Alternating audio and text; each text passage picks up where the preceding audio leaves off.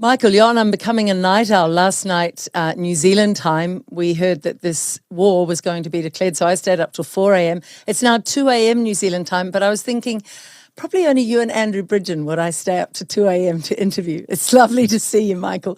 You've had a full-on day and done some tremendous interviews, so we will bring out an excerpt from one of those with Health Ranger. There's a very important piece from that we'll play later.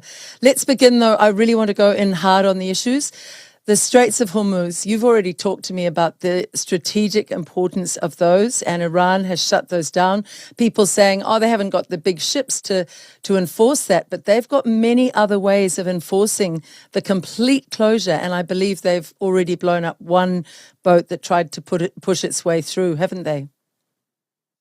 Right. Well, I mean, it's been reported that Iran did it, but you know how this goes.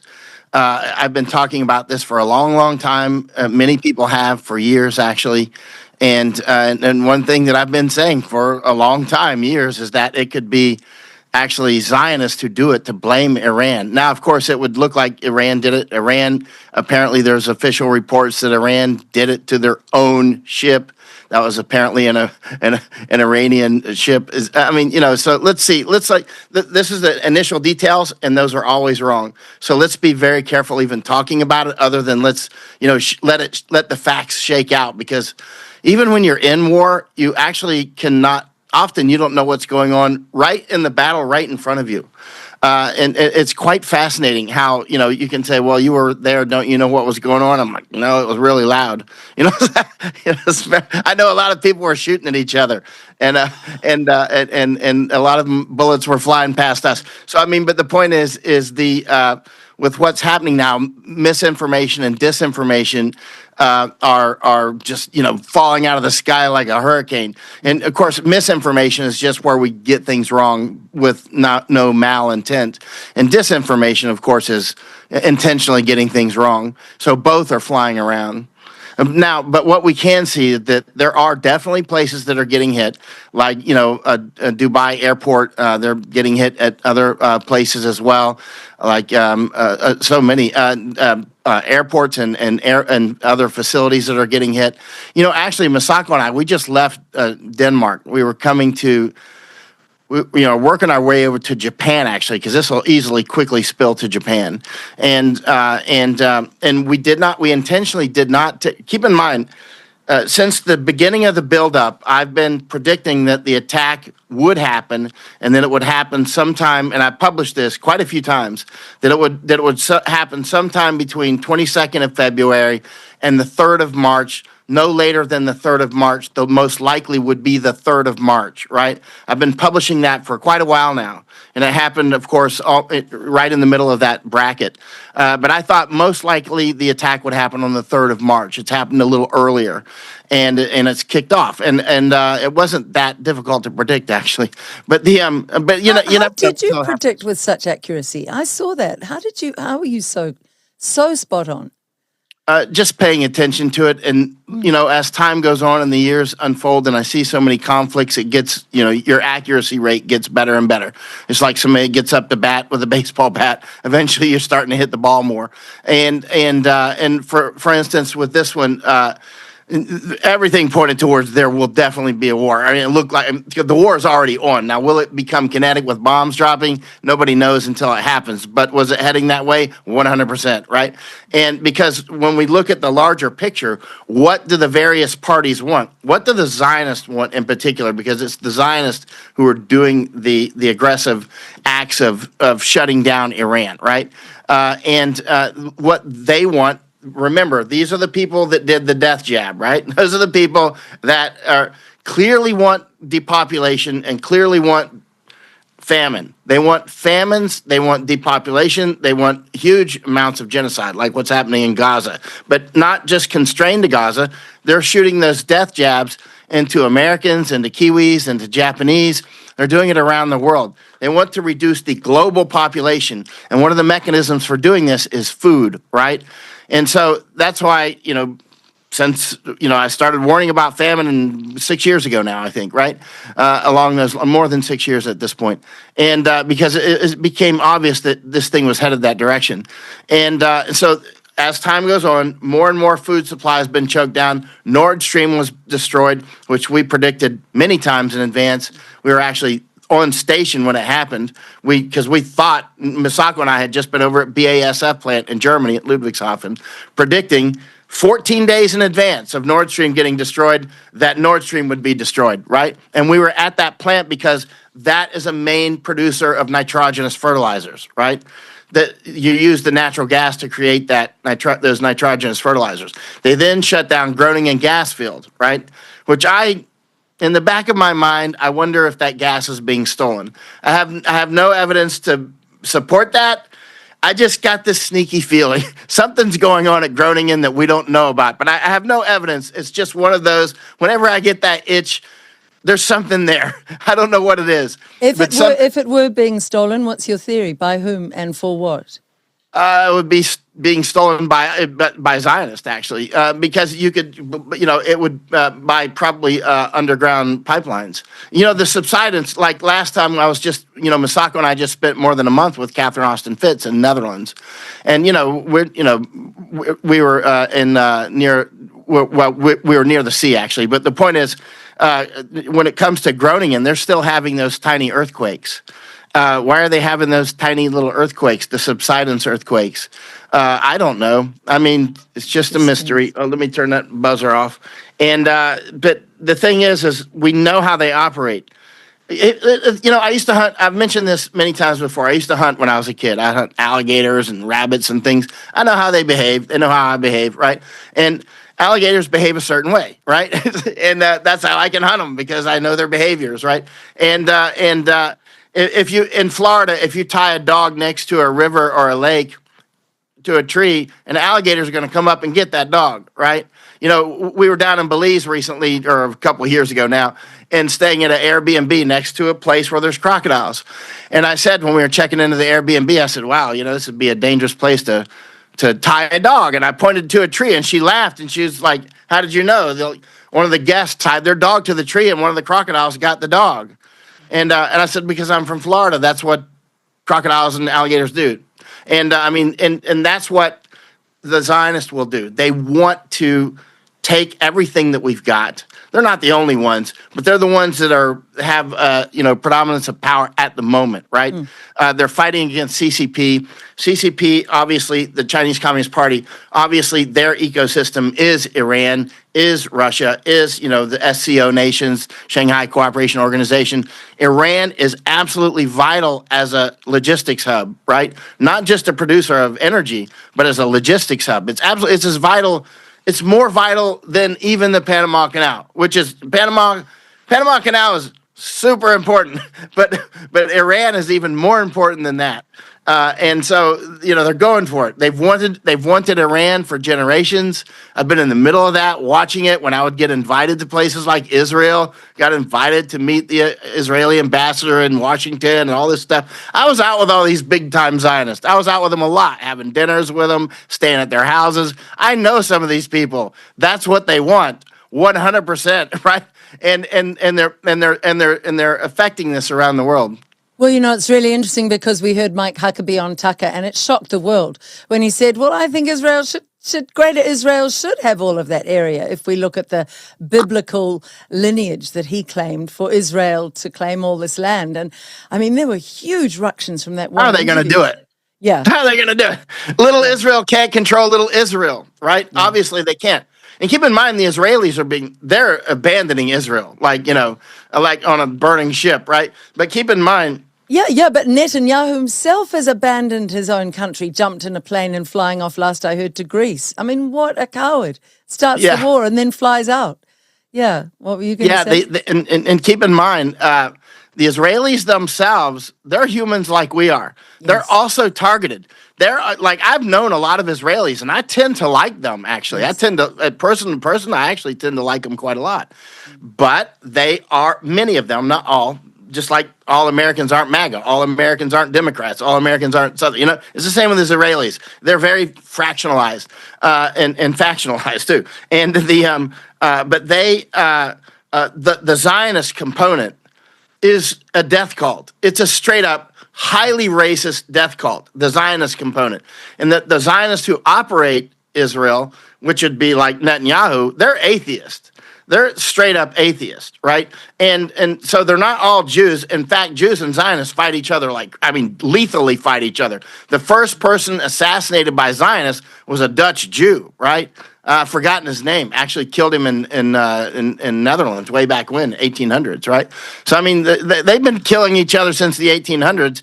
I mean, Zionists and Jews have been killing each other since the 1800s, and they kill each other like crazy. Nobody hates each other more than Zionists and Jews, right? But keep in mind, many Jews are Zionists and many are not, right? And many on the pie chart, the biggest number of Zionists clearly are Christian Zionists, right? And then there's Muslim Zionists and others, right? So Zionism is a political architecture, right? And inside of that architecture are many splits and that sort of thing, which is normal because that's the way everything is, right? Well, it doesn't matter what it is. If there's more than 200 people, there's going to be some splits, right? And so it's like, that's why you end up, having two villages instead of one. So so at the end of the day, this war is going to grow. That's clearly happening. Wars do some things predictably. One is wars. If you want to be a champion war predictor, just predict these three things. You're going to look like Nostradamus. And I've learned that wars grow. And they grow unpredictably. So don't try to predict exactly what's going to happen because you ain't going to get it right unless you're really lucky. And it's going to be luck. How it grows, nobody knows. But it will grow. And like a fire, right? And they last longer than people expect. These are three things that wars predictably do. They grow a war like this anyway, that has all the components for World War III. Because this isn't a local war between Hutus and Tutsis, right? This is big. This is all the major players are at the table. Everybody's immediately affected, like Japan, China, everybody. All of Europe is immediately affected. United States, of course. All of the Middle East is affected. Russia, all the major players. Pakistan is now, they're attacking our embassy. Some people they're attacking it and also in Baghdad today and that sort of thing. So, I mean, India is deeply involved, obviously. This is all the components are on the table for this thing to explode, and likely it will. But again, nobody really knows how it's going to go. Now, one thing I would expect, and I've been saying this for several years, if and when this war finally kicks off, which this is now the when, it has, I would not be surprised to see something happen to the Panama Canal. Now, this is something I've been saying for years, so this isn't like a new insight. It's something I'm studying these things for years, and that's why we just left Denmark. We were at the Danish Strait, right? I would not doubt to see something up there as well. That's why we were there, right? We weren't there by coincidence, because we love Denmark. We were there because the Danish Strait is there, which Denmark is really nice. It's a really great place, but that's not why we were there, right?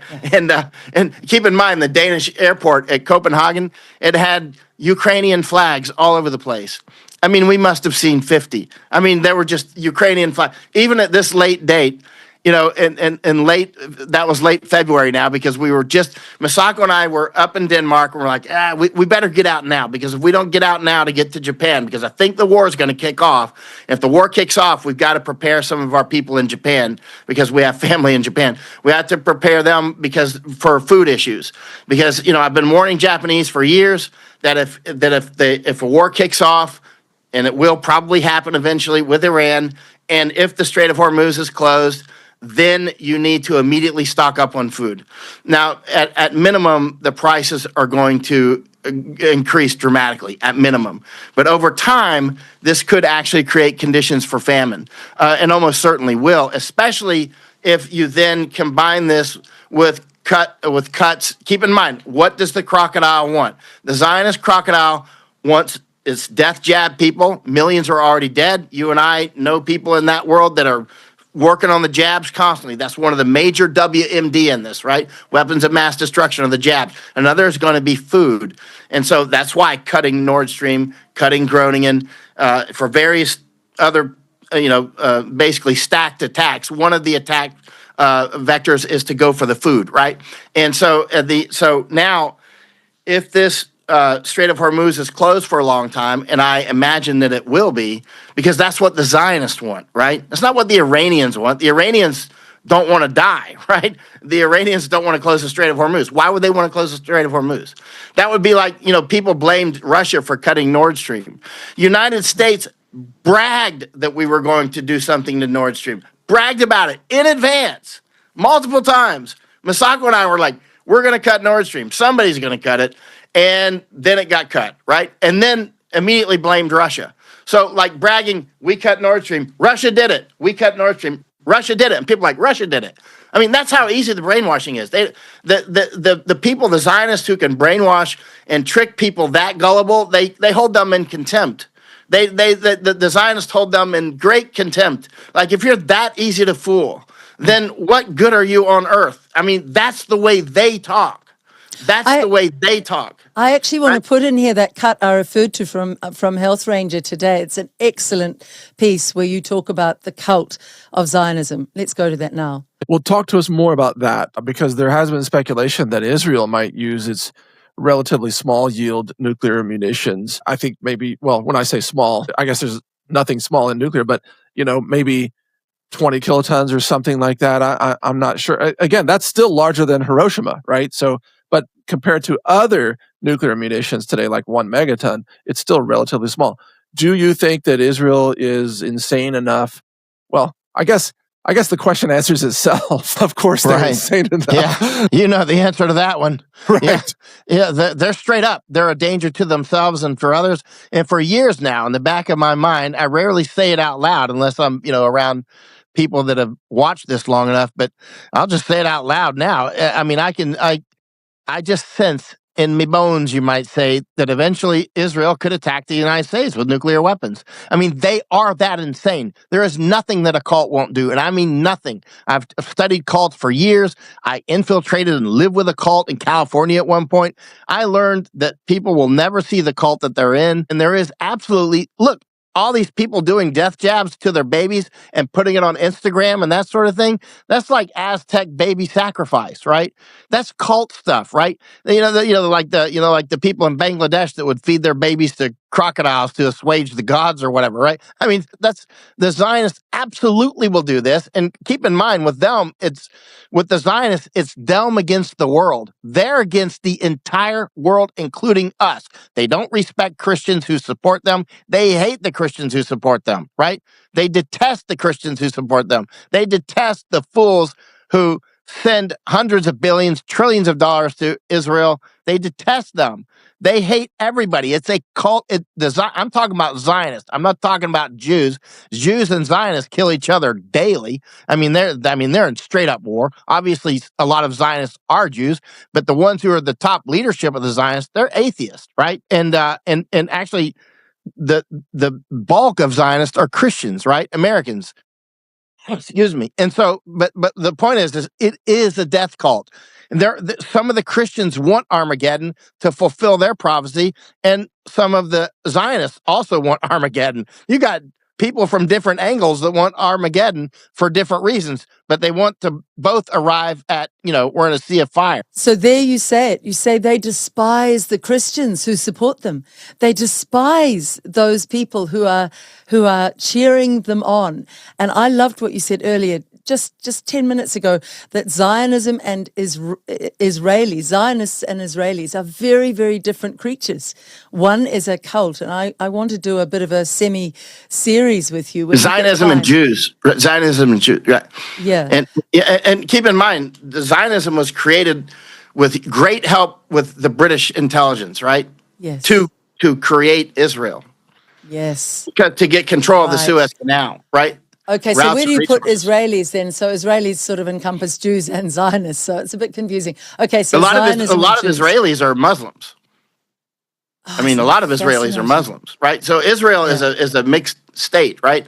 Yeah. It's an apartheid state, and they hate when you say the actual truth. It is. I mean, it just is. Now, when you say that, people say, "Oh, now you're whatever those people are, Antifa." No, I mean, it actually is that they actually use accurate terms. I mean, that's an accurate term. It is. But keep in mind. I just want to clarify something, though. But the Jews settled Israel, and then I have always felt the Zionists came in like sort of a parasitic force into Israel and took over, where the genuine Jews were wanting potentially even to live with their Muslim brothers, as they used to prior to, many, many years ago. They used to live side by side in Jerusalem, and there was harmony there. But I felt the Zionists invaded Israel. But really it is between Jews and Zionists. People need to get that they are very different. Is that right? They're very different. And they overlap on the Venn diagram. Most Zionists are Christian Zionists, right? And but the leadership is mostly atheist and Jews, right? Mostly, right? And so, but many Jews and Zionists, they literally lethally fight each other on a daily basis. Keep in mind, Jews have lived in peace in Iran for years, right? For centuries. They live there right now. Jews are being bombed by Zionists right now in Israel, right? It is that twisted. The thing is the closer you get to it, the more you look at the reality of it. It's the Zionist that cult, a subcomponent of that cult, wants to rule the world. There's people that have wanted to rule the world since forever. There's nothing new on that. CCP want to rule the world. There's the British and the Dutch and the Spanish and the Portuguese. Who else? The United States, Chinese or Russians. So many people have wanted to rule the world. You get enough power, they get high on that power. And the thing is the arrogance of the Zionist is just over the top. And that arrogance and the holding everybody in contempt. Everybody that's not them is held in contempt. And that means they hold Chinese in contempt. They hold Japanese in contempt. They hold Americans of any flavor in contempt. They hold Jews in contempt, right? And certainly Christian Zionists who help the Zionists, Christian Zionists, they hold them in the greatest contempt, right?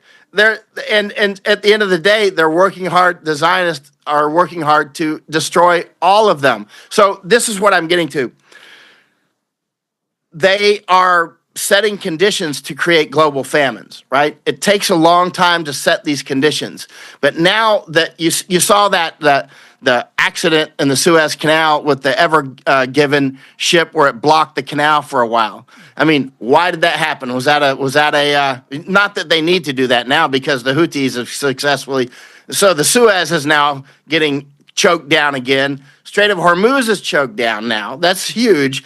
And obviously now, if you were to shut Panama, if you were to shut the Turkish Straits and Malacca in particular, and the Baltic up there at Danish Straits, and the Strait of Gibraltar. But if you just do Panama at this point and Strait of Malacca, you're going to get huge famines if you can shut them for any length of time. And they could do that. And they could do that and blame others, right? Keep in mind, we're talking about the people who bragged out of one side of their mouth, we're going to shut Nord Stream, and then blamed Russia. And millions of people, including Germans, believed that Russia did it.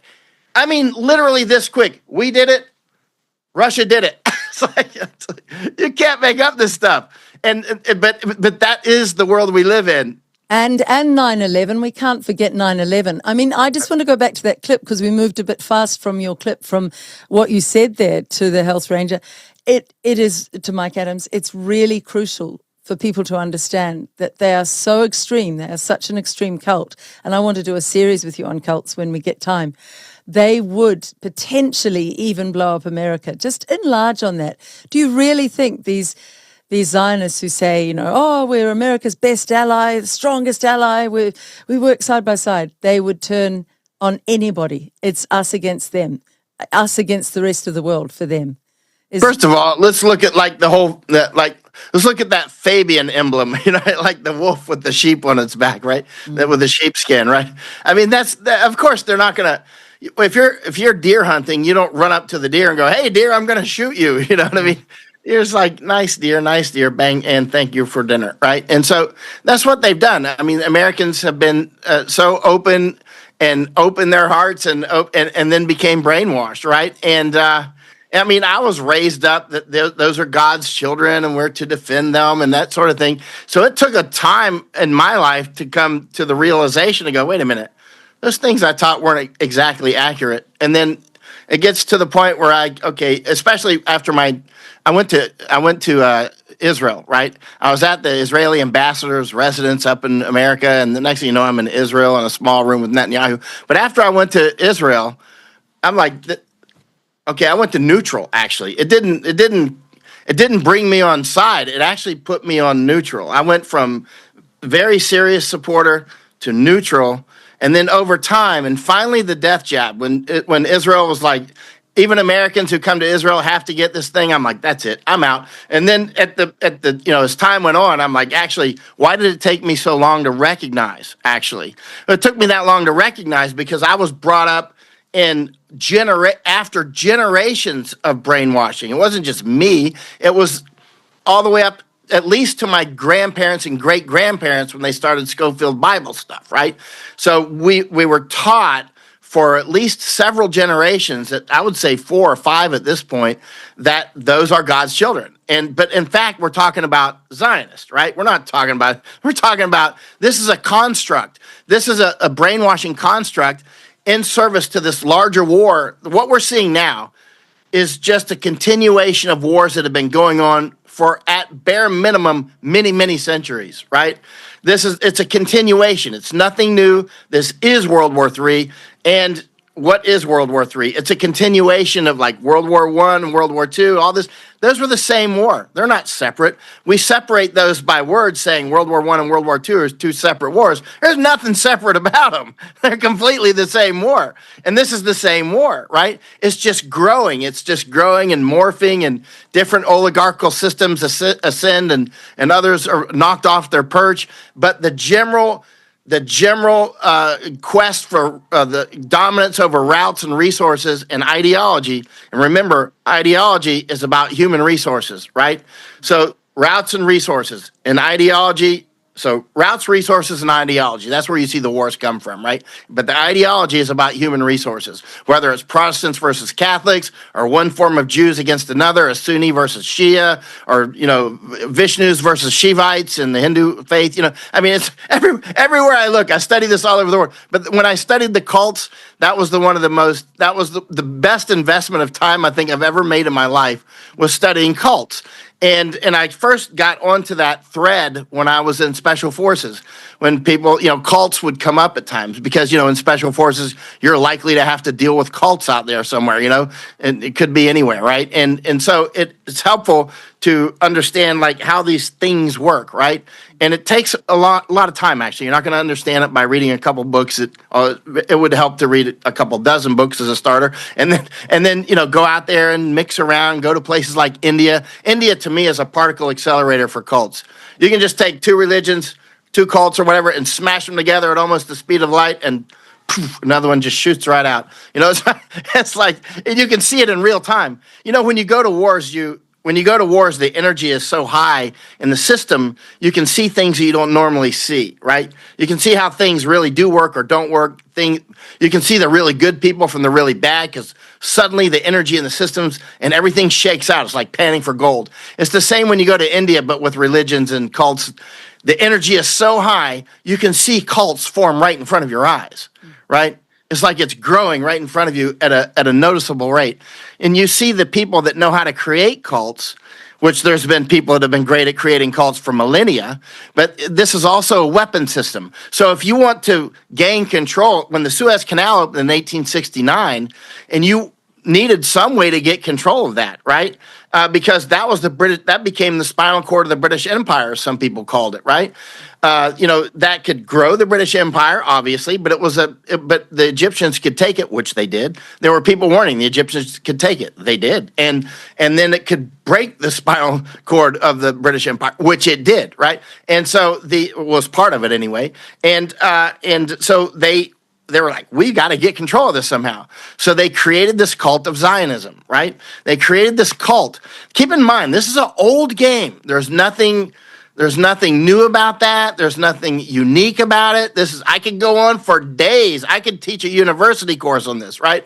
I mean, I could say, and then it was happened here at a different century. It happened there. This anthropological warfare. Just take me back. They created the cult of Zionism. The they is what? The British Empire? British, right? The British. They and then the United States took the ball from them and kept moving later.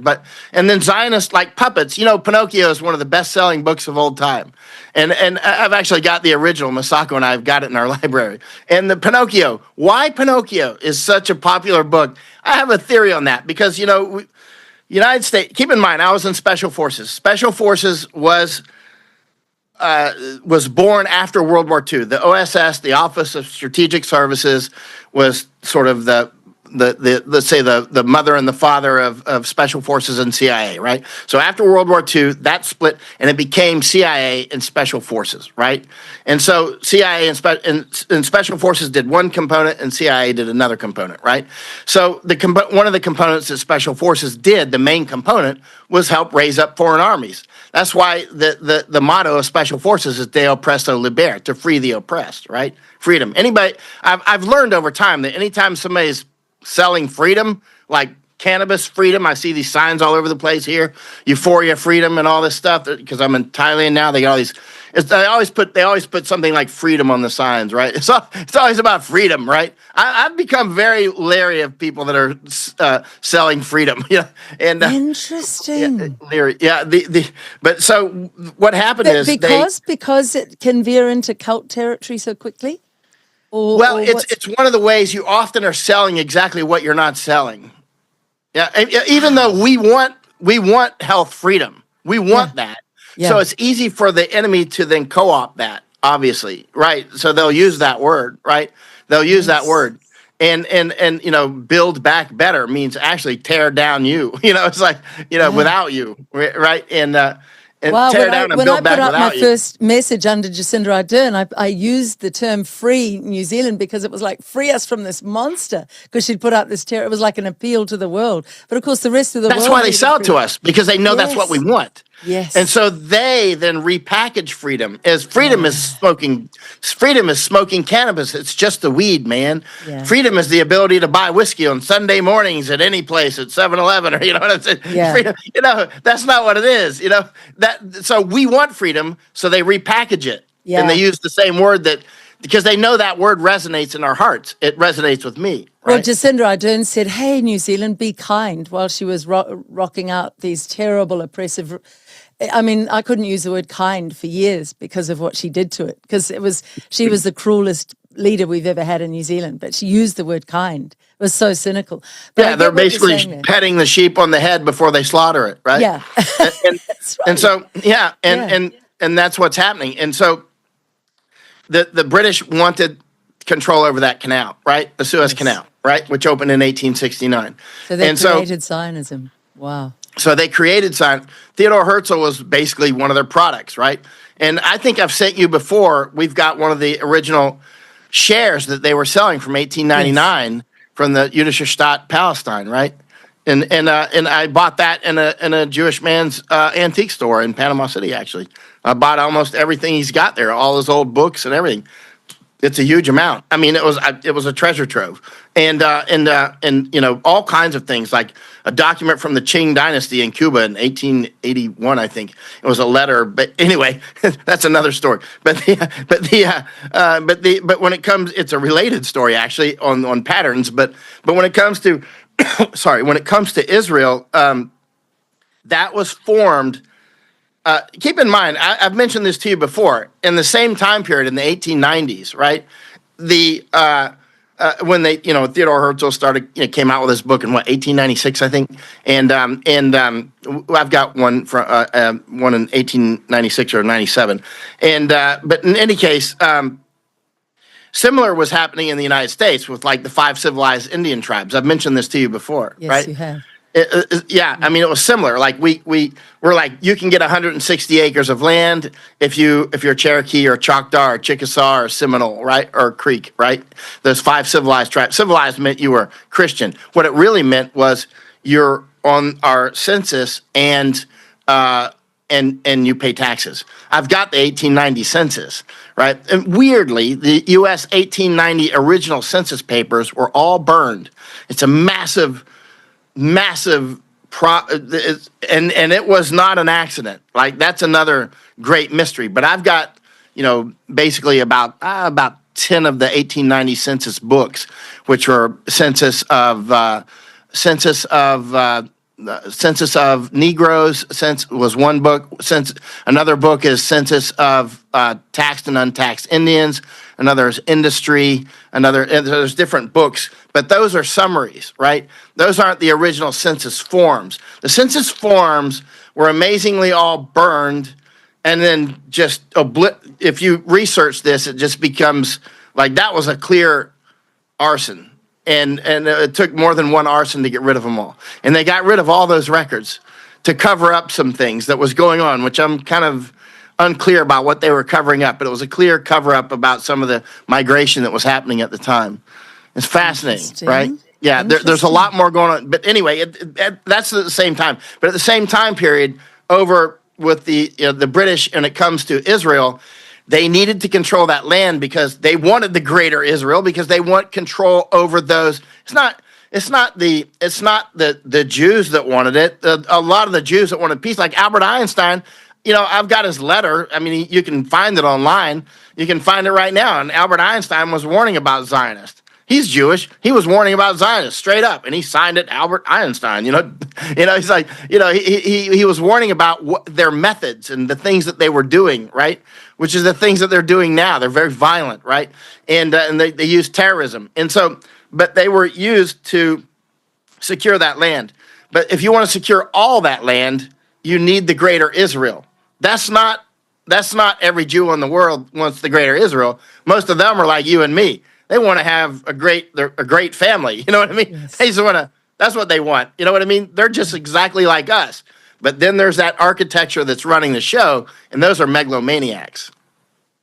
That is fascinating. So that was set up, and then they wanted particularly the land around the Strait of Hormuz or the Panama Canal, because as you say, these are the real lifelines for trade. When you said earlier, food could become a famine situation, it's because if those are shut off or trade is really slowed down, then what? Is that leading to the food shortages, or is it leading to the oil shortages that mean the food doesn't get farmed as effectively on our farms? Or what are the links there that you're seeing? Because then this roots right back to what we could be looking at here is an oil infrastructure war if this keeps going in Iran.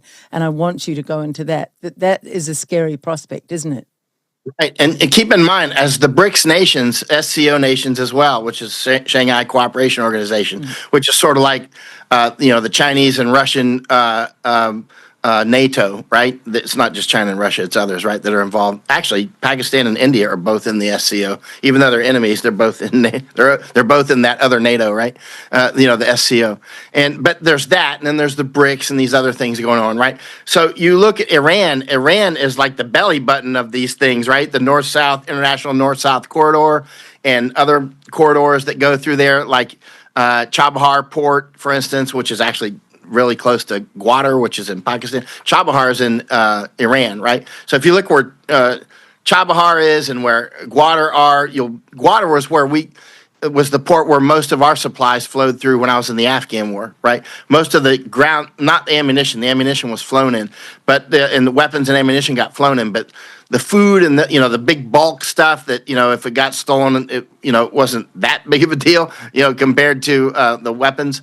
That would come through Gwadar, right? So Gwadar in Pakistan and Chabahar in Iran, those are competitors, obviously. Well, somewhat competitors. Also, they go anyway. Not to go into that, but at the end of the day, they're both strategic. And so, and Chinese use Gwadar, right, quite a lot, like their path that comes right down through Pakistan from China, right to the sea at Gwadar. And about maybe 60 kilometers away is Chabahar. Chabahar is a port that's being built up now. And this is anyway. To skip past all this, there is a huge. Iran is a nexus of everything. It's got the Strait of Hormuz. It's got the International North-South Corridor. It's got Chabahar. It's got all kinds of other stuff going on. So at the end of the day, as my good friend Matt Bracken would say, the former Navy SEAL that I took down to Darien, he's awesome. We were down in the Darien Gap together. And Matt, I saw him talking yesterday saying what the Zionists want to do is actually just shatter Iran. They don't care who runs it. They just want to shatter it. And I can see that they're clearly doing the same here in Thailand, by the way. Most people don't see that yet, but in the future they will. right? In what ways? In what ways? Actually, I do want to bring that in because gold and silver, the market's been completely shut down in Thailand, and I know that on your way to Japan, you're aware of that. What was that? What's going on there for that to be so severely cut off from? Right. You know, gold and silver, the metals, let's say, more broadly, is there's a pulse that flows through that, and part of that pulse is war, right? And there's many things that cause, just like there's many things that cause waves and ripples and currents and water. But you look at the metals market, which I've been studying for years now, and I still don't quite understand it. There's like birds in the jungle. I see the communication happening through the gold and the silver and the copper and all that. And, there's clearly going to be wars about copper. There's clearly going to be wars about silver. And there's always been wars about silver and gold, actually, or at least for hardcore wars the last 5 centuries. There's been a lot, right? But copper is going to be a thing of the future. And as Robert Friedland would always say.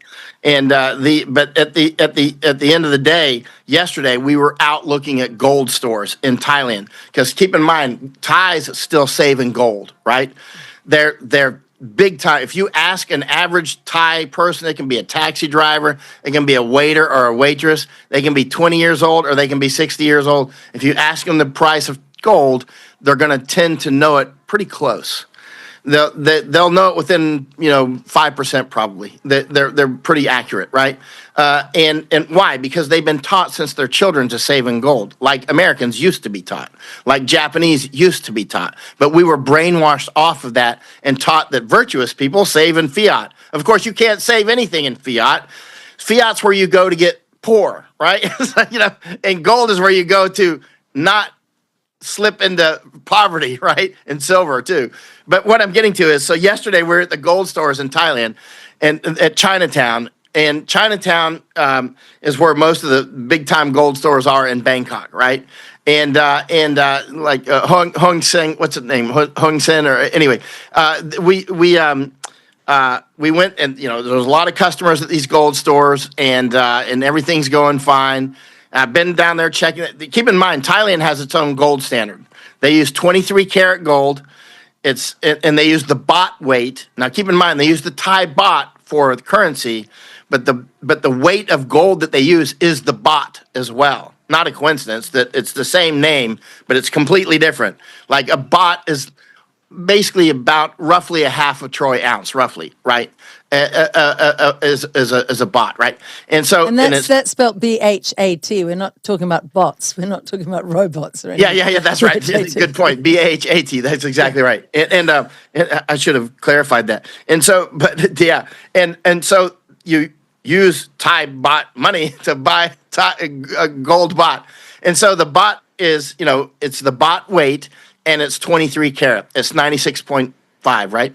And in any case, the reason that the Thai has done this is actually brilliant, because their gold still fluctuates on the global market, of course, but there's a little bit of a harbor effect. In other words, you can't just come in and buy up all of Thailand's gold, because people save it at home, for starters, right? Yes. So there's a little inertia, which is good. That's built-in resilience, right?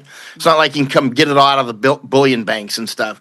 And so they got that built-in resilience on that level, and they save in gold, and they save it at home, and they're dug out and probably in the garden or something, and also, you can't just, it doesn't, the international huge spikes spike a little bit slower here. There's a little bit of inertia. So it's just a brilliant system, what I'm getting to. So anyway, yesterday we're at the gold stores, and lots of customers, and then an alert goes out, excuse me, that they're closing all the stores. And they closed them. Yeah, and I put that on X, and there's people that are like, oh, you don't understand. They closed the stores here at 5 o'clock anyway. You've never been to Thailand, have you? And I'm like, actually, if you web search my name in Thailand, you'll see that I wrote the last 2 pages of one of the prime minister's book here. I've been to every province in Thailand. I've been out in the jungles with the Hmong people and the Karen people. And I've been all over this country, because Thailand is the hyphen in Indo-Pacific security. This place is important, right? This is very important. It's not a coincidence that I'm in Thailand. I'm not one of those bar monkeys that are out hanging out with the bar girls, right?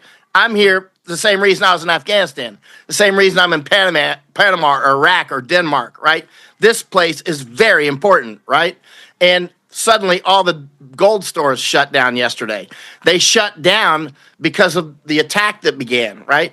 So when the attack kicked off, they know, keep in mind, on Friday, as the international markets close, by law, the Thai gold stores have to keep that price, which yesterday I think was maybe 77,600 baht, I think.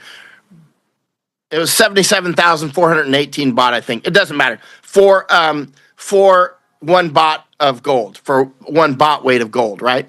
And so you have to keep that price until Monday when the international markets open again, right? So then when the attack came on Saturday, they needed to close those stores because, they know they're in the gold business. They know that's going to probably spike the prices of gold. And if you look at the prices and silver, and if you look at the prices of gold and silver right now in the Australian market, somebody just sent me what appears to be, signal. Like, in other words, right now, it looks like the price of silver may open in Australia at about 112 tomorrow, right? 112 US dollars, right? If that's accurate, what was the guy that sent it's a very serious money guy, very serious metals guy, right? Yeah, and gold will be about 5,600 American dollars if what he sent me is accurate. So that would be opening in Australia, I think. I don't know. Let's see how it plays out. But that would be a large gap up, right? I don't know if that's actually going to happen. Let's see. But the point is what you don't want to do is if you have a gold store here in Thailand and people are, there was a crowd out there wanted to buy gold and they were shutting the door and the people were like, no, you can't shut. They were being very polite because they're Thai people, but you could tell it was kind of heated in a Thai way, It was just like they were being very polite. They're Thai, but they were like, I want to buy my gold, One woman, we got on the elevator with her because the Chinatown doesn't have elevators. We were there to begin with, and then we went to 2 gold and one's a silver store. I wanted to see the silver store, and it was in this mall, right?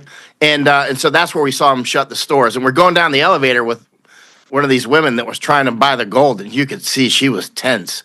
She didn't get any, and I felt sorry for her. I mean, we were just there to check out the situation, and but anyway, Monday morning, those prices are probably going to be through the roof. Not to mention oil either. I mean, oil closed at 64 and it'll probably open at 87 or higher, and we'll get to that because it's all about, as you've taught me so well, this is all about roots, as we say, or routes, as you say in America, and resources. It's about that, and ideology comes up the rear as well but it's all about, that's why I opened with the Straits of Hormuz, because I know how you have been studying that, and then the Panama Canal.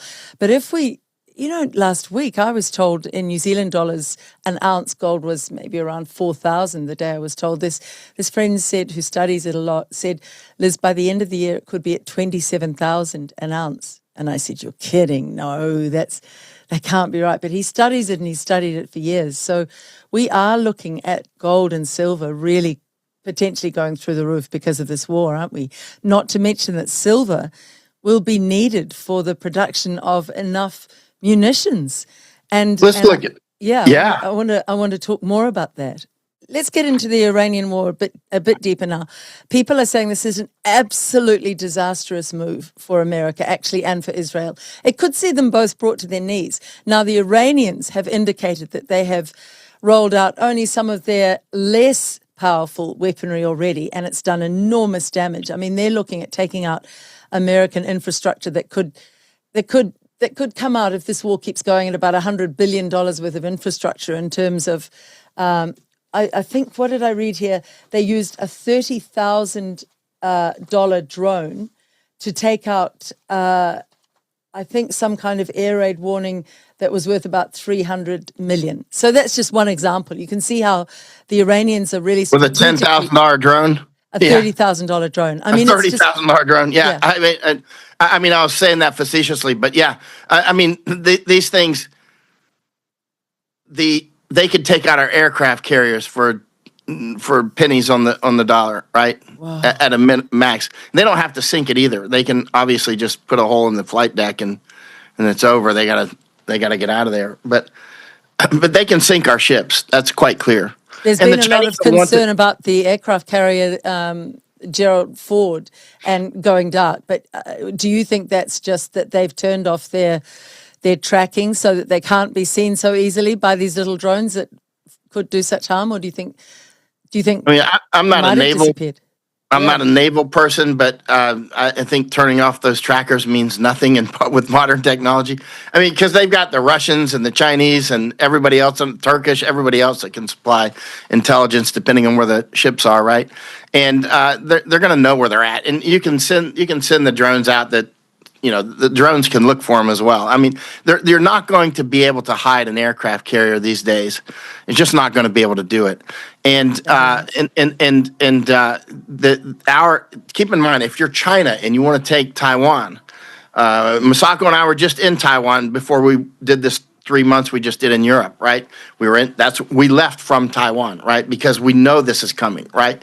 And if you're going to take Taiwan.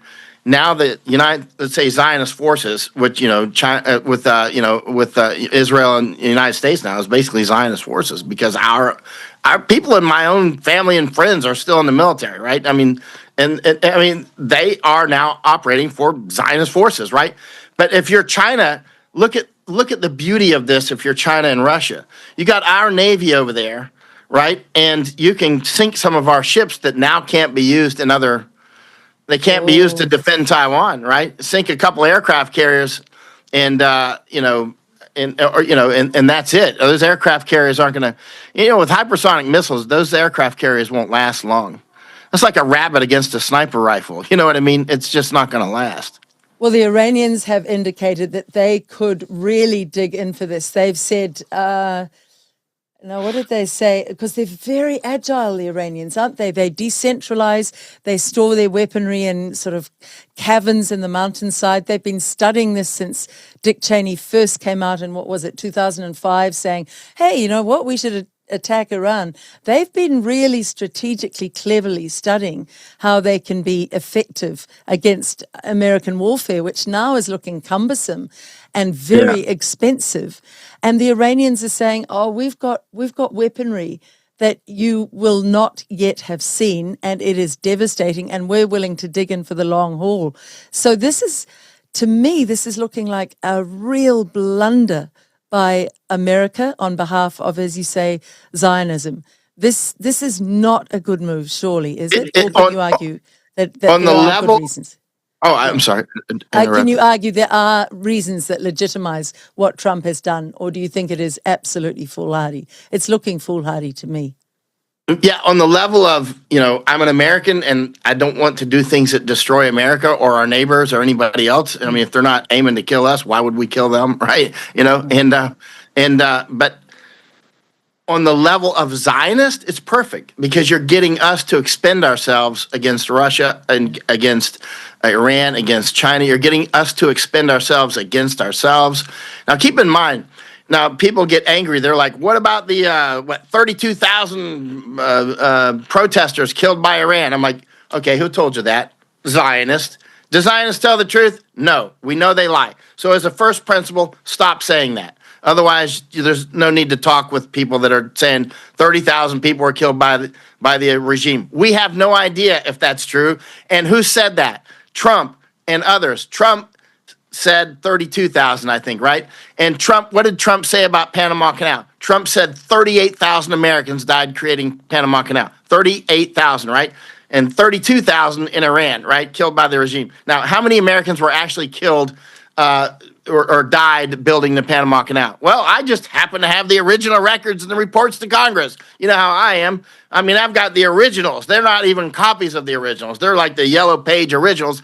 And it's about 350, less than 350, right? So he repeated.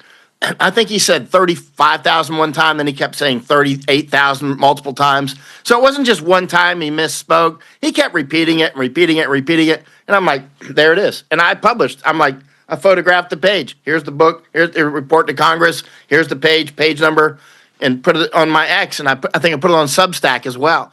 I mean, you can.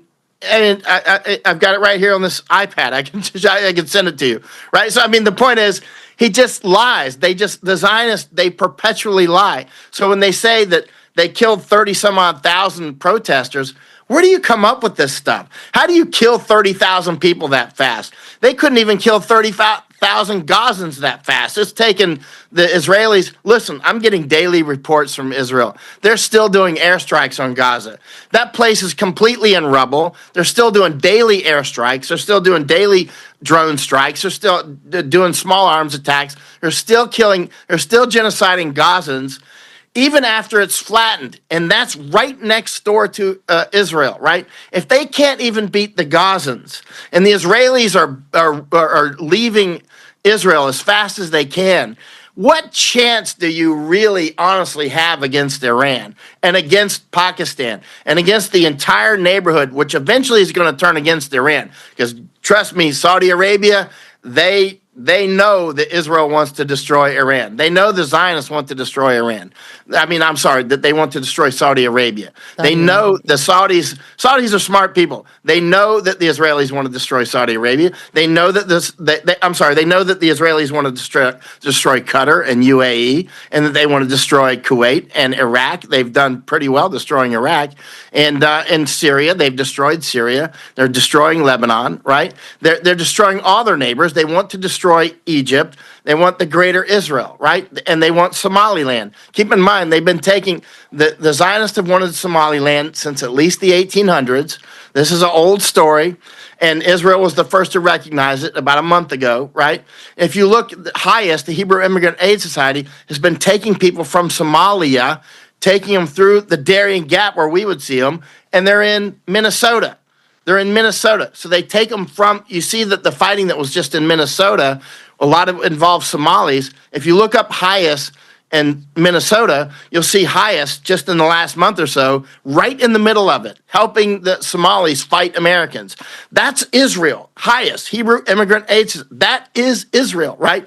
They are taking Somalis from Somaliland and putting them in Minnesota. So they're doing two things at once. They're depopulating them from there and using them as weapons against us. Zionists want to destroy the United States. So is this a folly for the United States to be involved in the Iran war? Not if you're looking at it from the Zionist level, because they're destroying us too.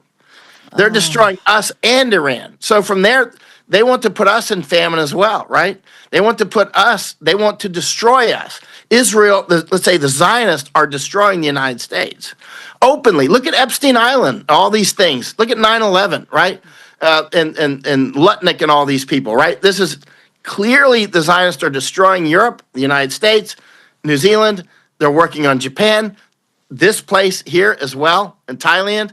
And I could go on for hours about that. Again, I have a lot of experience in Thailand. I want to repeat, I wrote the last 2 pages in one of the previous prime minister's books about Thailand. He asked me to write them, right? So I mean, do I know something about Thailand? These people keep saying, "Oh, you're new to Thailand. You don't know." I'm like, I was in 2 of the coups, and I mean, in them, closer than you are to me, right? I mean, I was in the middle. People were getting shot all around me. I was in the 2010 and the 2014. I was right in the middle of the coups, right? Like really in the middle, not in Thailand. I was where people were getting shot, right? And so I have been all over this country. And I'm telling you, they are coming for this country too. Clearly, for instance, the Israelis are making a settlement on Koh Tao, which is one of the islands in the Gulf of Thailand. If you look, I'm telling you this is not public at all. It is public that they're making a settlement there, but it's not public. Why?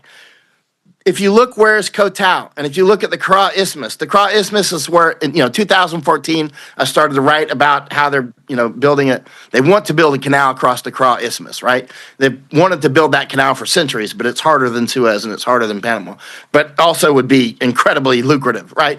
And so, and the Chinese wish to build a canal from the Mekong River, which is, so if you look at the Gulf of Thailand, and it's hard to. I have maps in my head, so I'm looking at maps when I'm saying this. So if you don't have maps in your head, pull out a map and you'll see what I'm saying. Pull out a map and replay this. But if you look at Cambodia and you look at the Mekong River as the delta goes out there in Vietnam, China is working on the Funan Techo Canal, which will go across Cambodia and into the Gulf of Thailand, the Gulf of Siam, right? And it'll go. So then they can come down and cut off Vietnam. They don't have to go through their delta anymore, the control of Vietnam, routes and resources. Go across through Cambodia on the canal, go across the Gulf of Thailand, and go across the Kra Isthmus, right? And what is right on that route? Koh, where the Israelis, a tiny island, I've been to it before, where the Israelis are building their little settlement, right? Coincidence. You know, just like they've done it in Panama and Argentina and the United States. They build settlements in key places because they're... And Ukraine. And Ukraine and Israel, right? Yeah. I mean, Yeah. so if you're going to hijack an airplane, you do it from the cockpit, not from the rear bathrooms, right? So I mean, you go to where you put yourselves on these chokeholds as best you can. You look at, that's why we were just up in Denmark, the Danish Strait, right? Because that's like sort of, I don't know, you might call it the Panama Canal of Europe, right? The Danish Straits. It's very important. And again, and the Kiel Canal is there as well. You know, the Kiel Canal is another. The Kiel Canal actually has more traffic than the Panama Canal, right? Up in Denmark. Anyway, but the point is that Germany now, and the point is that these different routes and resources like Rotterdam, Antwerp, all the biggest harbors in Europe are what? Rotterdam, Antwerp. Rotterdam's number one. Antwerp's number two. Hamburg is number three. Yes. And Masako and I were just recently in Hamburg looking at that and, taking a tour and just looking around and kind of absorbing it. You need to go to these places. It's not enough to read about them. I mean, it's good to read about them. It's good to hear about them. But when you go there, especially when you start to going to a lot of them, then you start to feel like, oh, okay, I'm getting into the rhythm. If you're really into the rhythm, then you should be able to predict things. You should be able to predict that there will be an attack, most likely, that there would be an attack. And my prediction was between 22nd of February and March 3rd on Iran. And then it happened yesterday, on Saturday, right? Do you think that? Well, let's just rewind before I ask you that. Talking about the Zionists, it was Steve Witkoff and Jared Kushner, the son-in-law of Trump, who absolutely stymied the peace talks. At which Iran was quite genuine. I don't think they do want nuclear weaponry. Do you think they're genuine in that? I don't think they're about that. And I think that, like the Iraq war, America is being lied into believing this war is justified. Again, Iran is such a threat, so we must stop them. But we know that was a deep lie with Iraq, and I think it's the same thing now. But there we had two firm Zionists who really stopped those peace talks from happening. There's no chance those were real peace talks. Yeah. There was zero chance. Like, remember, they called people more recently to talks and then bombed them, right? I mean, that's what the Zionists do. I mean, they're straight up gangsters on a high order level. I mean, hardcore terrorists, right? And they don't want peace, obviously, but they're also biting off more than they can chew. They're incredibly arrogant. And I mean, they're really good to a point. The thing is people that get that megalomania, which the Zionist cult has a case of cult level megalomania. You're planting landmines in front of you. The river ends up blocking itself. I mean, the way that they abuse everybody, they abuse Americans, they abuse their support base, they treat Christian Zionists with contempt, and more Christian Zionists have woken up, and that strongly frightens them. Like the whole Charlie Kirk thing, Yeah. They're very concerned that they're losing their base in the United States, and they are, right? People like me who used to support Israel, Yes. We went to neutral, and then we started to see actually what was happening. It took a while. You got to keep in mind, we were born within a framework of people that were all brainwashed already. Yes. I mean, because that had been going on since at least the late 1800s, right? And we were brainwashed all through our schools about the terrible pogroms and the death camps, and the numbers there were inflated. I just want to get back on that, on the lies. You never finished the Pinocchio story. You were saying the Pinocchio story is really important. Just finish why. Why is Pinocchio so important? Pinocchio. Let me pour some water here. Pinocchio. Charlie Kirk. Trump. Pinocchio. Why is the Pinocchio story so... It's mythological for start, but it's one of the best-selling books of all time. It's up there, I think, even more, maybe more than Harry Potter. But it's up in that area, right? It's epic, right? Let's say top 5 or even top 3, right? And so Pinocchio, why? we all see, special forces, for instance, when you're raising up an army, there's 7 steps of raising of a U.S.-sponsored unconventional war campaign where you're raising an army, right? And the 7th step is what we call demobilization, where you've raised up an army and now you got to get them to stop fighting, right? But the puppet that you've made does not want to stop fighting, because the puppet now it's a boy of its own, right? Because the puppet, remember, strings go both ways. And the bigger the puppet gets and the more it feels its oats, and it's armed now and it's organized now because you've helped it for years to organize and fight. And now it's got its own structures. The puppet has its own strings. The most dangerous phase of a U.S.-sponsored unconventional war, and every Green Beret knows this, or at least the old school ones, is the most dangerous phase, and the one that's most likely not to succeed, is phase 7, demobilization, right? Where you're trying to get them to stop fighting, or at least be, more stay compliant, right? And but the Pinocchio. Remember when Pinocchio was a puppet that was made? The carpenter started cutting the wood, and the wood's like, ow, the wood. Hey, he's like, this is alive. He's going to make a table leg out of it, right? He's like, hey, something's wrong with this. The next thing you know, Pinocchio is whittled, and was the first person that Pinocchio attacked was his maker. Pinocchio attacked his maker. That's what puppets do. Puppets attack their maker, right? And that's what, now Israel is like many puppets. They've got their own oats now, right? You've raised up basically a monster, right? And now you have to deal with the monster, because often the monster will kill you, right? So this happens often. I think that's why the Pinocchio story resonates with people so much, because most people operate in day-to-day life as somebody else's puppet. I mean, there can only be one super ultra puppet master, right? I mean, and so there's puppets of puppets of puppets. Like Charlie Kirk was a puppet of Trump and other puppet masters, but Trump is also a puppet. So he's, so you got puppets puppeting puppets, right? And that's how the whole military structure works. You got a general, and he has colonels and lieutenant colonels and majors, and all that stuff, and in the enlisted, puppets of puppets of puppets, right? And now we don't look at it that way, and especially as me, as a hardcore American as I am, and I'm proud that I was a U.S. soldier, right? I'm very proud of that. But at the same time, as you get older and you see things more, I see more and more soldiers. You've often seen the old veterans that they went off to World War I or World War II or whatever, or Korea, and then they come back. They don't necessarily know what they need to know yet, but they know that they need to know it, and they start studying politics. And then they get old and curmudgeon-y, and they start calling out this stuff, like I'm doing now. Now I've reached that phase where they did 100 years ago in World War I or Civil War, and they're like, wait a minute, this wasn't for freedom or America. This was so you could build that railroad. You know what I mean? Yes. And why didn't you just tell me that? It's like... I found this today, actually. I think this is really interesting, about the military-industrial complex, talking about the puppet itself that has become its own boss in a way. But it says it's no longer to protect United States citizens. This is really important for Americans to realize. It is all about helping corporate profit, number one. And secondly, get this, giving backhanders to politicians in America. That is what is driving the American military-industrial complex, potentially. And I want to know your reaction to that viewpoint that I read today.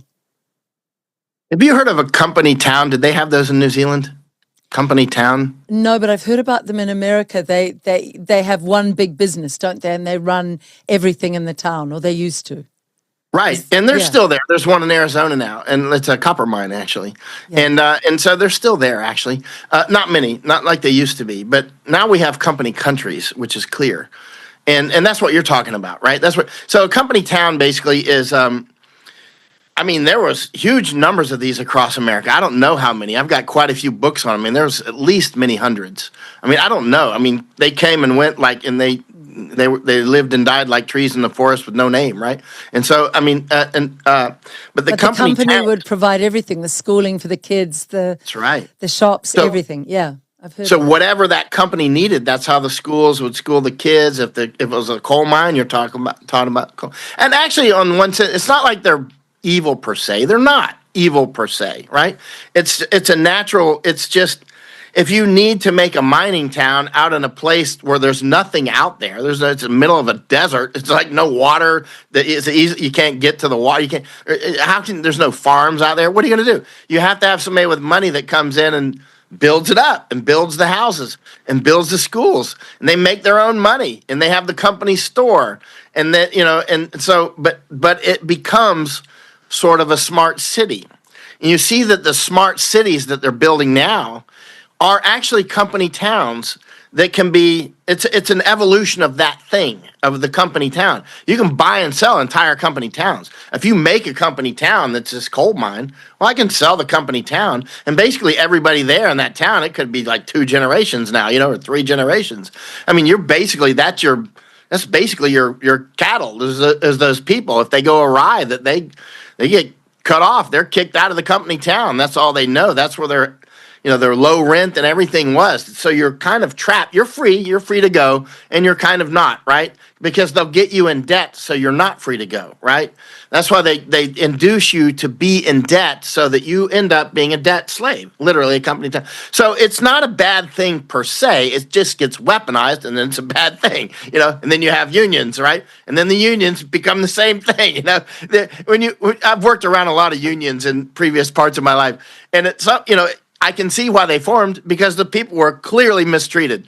They were clearly treated like cattle. But then as the unions get power, they do the same thing. It's like it's just like a flower that keeps blossoming. That's why we had this thing called the Constitution and Bill of Rights, and it's like we had. But what I'm getting to is supersize this and add technology. Now we have entire nations that are becoming that are company towns. They're not becoming, they are company towns, right? You look at, we were just up in Denmark. That's clearly a company country. Sweden is clearly a company country. Germany, Netherlands. Look at Netherlands talking about taxing unrealized capital gains. That's just over the top insanity, unless you want to take everybody's property, in which case it's perfect. But of course, you're going to cause massive capital flight, which you will, because money is basically a coward. Money is always going to go to where money feels safe, right? Money's going to leave. So a lot of people with the money that made the wealth and that helped create the wealth in places like Netherlands, they're going to leave with as much money as they can take. But what can they not take? They can't take the land. They can't take those roads. They can't take those canals. They can't take any of that. They'll be leaving it all behind. And so it'll be leaving it all behind. And so then the company will have captured places like Netherlands, and it's going to be a giant smart city, tri-state city. That's what they're working on, unless people magically wake up, which they need to do. We're working on Catherine Austin Fitts, obviously, and you and many others here in Thailand as well. We're not here on vacation, by the way. You know what I mean? It's that there are people here that are awake in Thailand. They can. I don't mean woke, but I mean that can see it, and we fill in the blanks for them so that they can see this is the storm that's coming into Thailand. It's the same one that's hitting Japan. It's the same one that's hitting the United States and New Zealand. It's the same system. They want to make it a company planet, right? Globalism. Who's the company, or who are the main companies? Are we talking BlackRock, State Street, Vanguard, or are you sort of saying pick your company from about 20 of these giant ones? I guess the tech bros. On the highest level, BlackRock would be Zionist, actually. Yes. So that will be that will be their tribal architecture. Let's say, will be the Zionist, because that's a political ideology, right? And it's all confused. Like of course, Islam is political, and it's got the banking wrapped up into it and all this. And the Zionism does as well, right? So and so does CCP. It's not, and so does communism, right? It's not like any of these are unique. Oh, they're all unique in their own snowflake way. Every snowflake is different, but they're all snowflakes, right? And so what we have going on here is these different oligarchical systems, like with Iran, the BRICS people, like China, Russia, Pakistan, obviously Iran, and many others. They don't want Iran to be destroyed, obviously. And they're actually not doing global genocide. Well, CCP will, for sure. I don't see the Russians doing that, actually. I don't see the Iranians doing that at all. And the Iranians, actually, I always get along great with Iranians. Actually, on a personal level, I always get along great with Israelis, actually. But when it comes to the genocide, clearly the Zionists want to depopulate the world. They say it. They don't hide it. It's not like me with some theory. They're like, look at the death jab. They say it. Look at Netanyahu. He mounted that needle in his office. The hypodermic, he's got it mounted allegedly in his office. And, that's clearly mounted as a weapon. It's like as a missile. It's funny because when you think about it, they want to control all these routes and resources. But if they kill everybody off, they won't have anybody to consume them. They won't have profit margins. I mean, their whole goal is counter to their lust for profit and more money, isn't it? Their goal of killing many of us off fights with their other goal to make money. They haven't quite sorted themselves out, really. Well, they will call most of humanity, they will call useless eaters. And not they will call, they do call. They do call, right? Useless eaters. And then there's people like us that are in their way. So they want to get rid of us because we don't bow down to them. Anybody that's not in their in group is their enemy. Anybody, right? And that includes the Russians. The Russians don't kneel to them, right? The Chinese don't kneel to them, right? And many of us don't kneel to them. So their intent is to genocide all of us and the Persians. How did I pick the bookend of March 3rd March 3rd as the attack window, right? And just like I picked March 23rd as the opening salvo of the Iraq War more than 20 years ago, right? Wow. And it turned out to be accurate, right? Yeah. March 3rd. March 3rd is the holiday where the Jewish they have this celebration about their big fights with the Persians, and it's also a full moon, right? So that you could see how everything was lining up, and I'm like, yeah, the earliest I think they'll do it's February 22nd, but that's getting into the likely period now, is February 22nd on, and then March 3rd I thought was the end of the most likely period, and March 3rd was the most likely day, and it was but it was a little bit before that. So it was right in the middle basically of my prediction. Except I thought March 3rd would be the most likely for sure, and because they do things that coincide with holidays, and the moon can be important for some of this combat as well. Somebody said to me they also love all the symbology and ridiculous things like these Olympic Games that have just shut. If you look at the opening and closing ceremonies, like all of these Olympic Games now, they're very symbolic, very Satanist symbology in their opening and closing ceremonies. But there was also this, I just want to play this. Notice the February 22nd was after the closure of the Olympics. Yes. That's, my opening window and closing window, they weren't random numbers. It was looking at how things are built up, and I thought, well, a few things, and the Olympics is one of the factors. It'll be February 22nd up to March 3rd, March 3rd being the most likely, right? Well, let's have a look at this, because this ties in with the Epstein files, which again roots back to the Zionists. So let's have a look at this clip that I sent you. It may be AI, I'm not sure, but the actual information, just listen to what is being said here.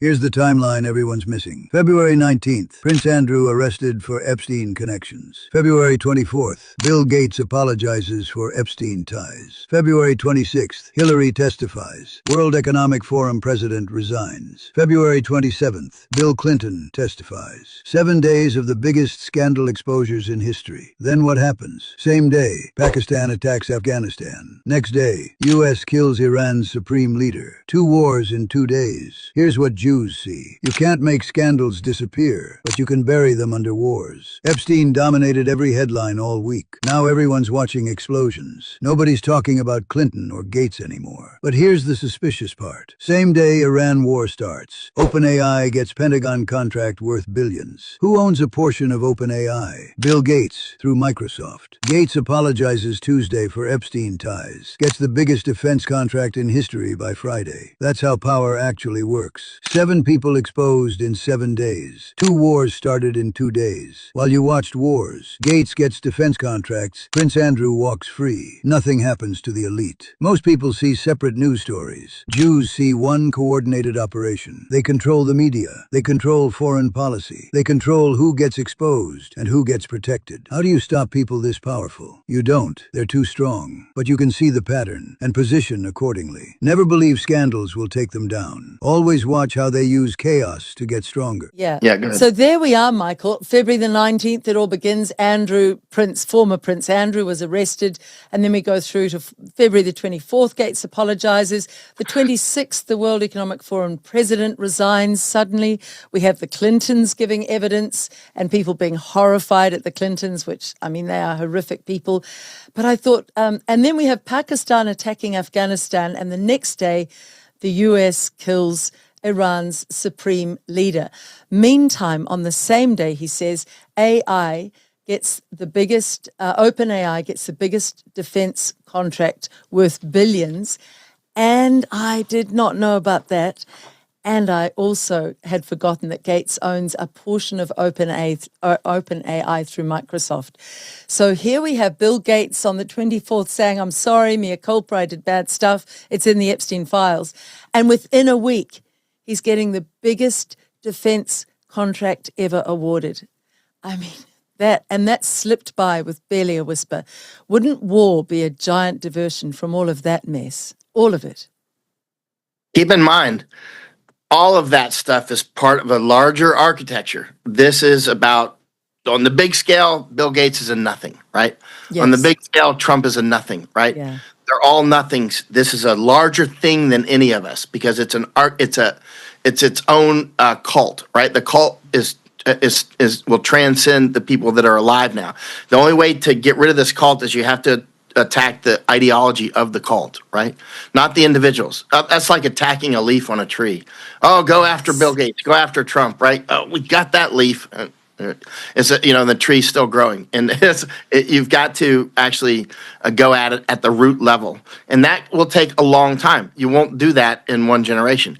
You have to undermine that. You have to undermine it at that level. But with what's going on now, what can end up happening, obviously, is World War III with nuclear weapons flying back and forth could literally happen, and that could obviously short circuit the whole works. But for a lot of people, that's fine because remember, there are people within the Zionist architecture. Some are Christian Zionists, some are Jewish, and some are atheists. Some of these components want Armageddon, right? Some of the Zionist atheists are clearly satanic, right? And some of the Christian Zionists want.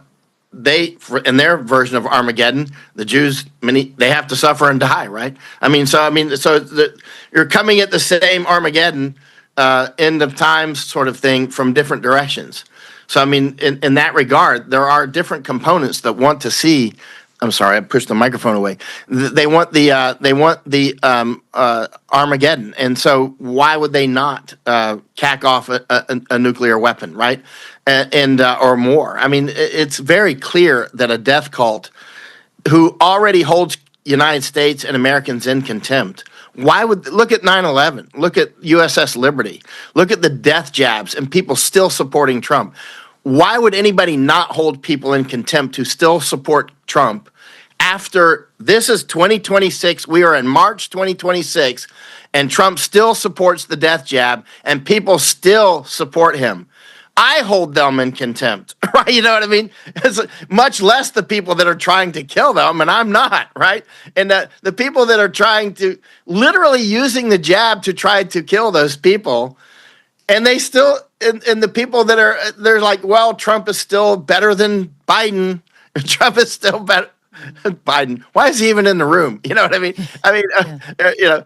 Newt Gingrich called me up years ago before the first election. He was trying to get support for Trump. And I'm like, I'm not going to vote for a Clinton, obviously, but you got to have somebody better than Trump. I don't trust the guy. People have often said that I turned my back on Trump. I'm like, I never did. I never turned my back on Trump. I always have said that's a bad guy. I've always said that from day one. And keep in mind, I was saying that back when a huge amount of Americans strongly supported Trump. And now it's turned out to be correct, right? I was saying that about Abbott in Texas, who's running for governor now. And my friend, Doc Pete Chambers, is running for governor as well. And Trump just flew to Texas on Friday, I think it was, to support Doc Chambers. Somebody in Doc Chambers, one of his aides was just killed, was just murdered like 48 hours ago. Doc's campaign manager called me up. He said one of our guys just got killed and he was murdered. It's all in the news right now. And so, President Trump, 3 times endorsed Abbott and then physically just flew to Texas so that was the 4th endorsement. But this time he flew to Texas, and he also endorsed Don Huffines. Don Huffines, he also ran for governor in one of the recent elections, and he contacted me. Huffines, he was trying to get support, and his son called me and that sort of thing. They were trying to get support, and I just didn't feel right. I didn't know anything about him, but it just didn't feel right. And so, but now we found out that Don Huffines' family bought the Epstein ranch in New Mexico, which is now, and Zorro Trump Ranch with all Trump those bodies buried. Oh no! Yeah, and Trump just supported Huffines, whose family bought that ranch, as the comptroller of Texas. So Huffines had run for governor before. He had contacted me trying to get support. And then not financial support, just, basically, that I would say good things about him. I'm like, I'm not going to say good. I mean, first of all, I don't know him in at all. I know Doc. I've been all over the place with Doc. I mean, I've been all over the border with him. We drove from Texas to Florida a couple of years ago. We go, he's wrestling with his dog every day. He's got this attack dog, military dog. I mean, I've spent a huge amount of time with Doc, a lot of time. Midnight on the borders with him and everything, right? And flying over Colony Ridge. I trust Doc. That's the only reason I support him. He's a hardcore American. And so I personally know him, right? But I can see, and I didn't feel right about Huffins, but with Trump, it pops off the page. That guy is like radiating evil, right? And he has from day one. And that's why, because you can see yourself and you can see your opposite. Now, Huffines, I never met. I didn't see him on TV so I didn't have as much to judge him from. But now Huffines, again, his family bought that ranch in New Mexico where the mysterious body thing is unfolding. And Trump just endorsed him for comptroller of Texas. And I understand they are blocking people going in and investigating underneath the land there. I think there's a lot there.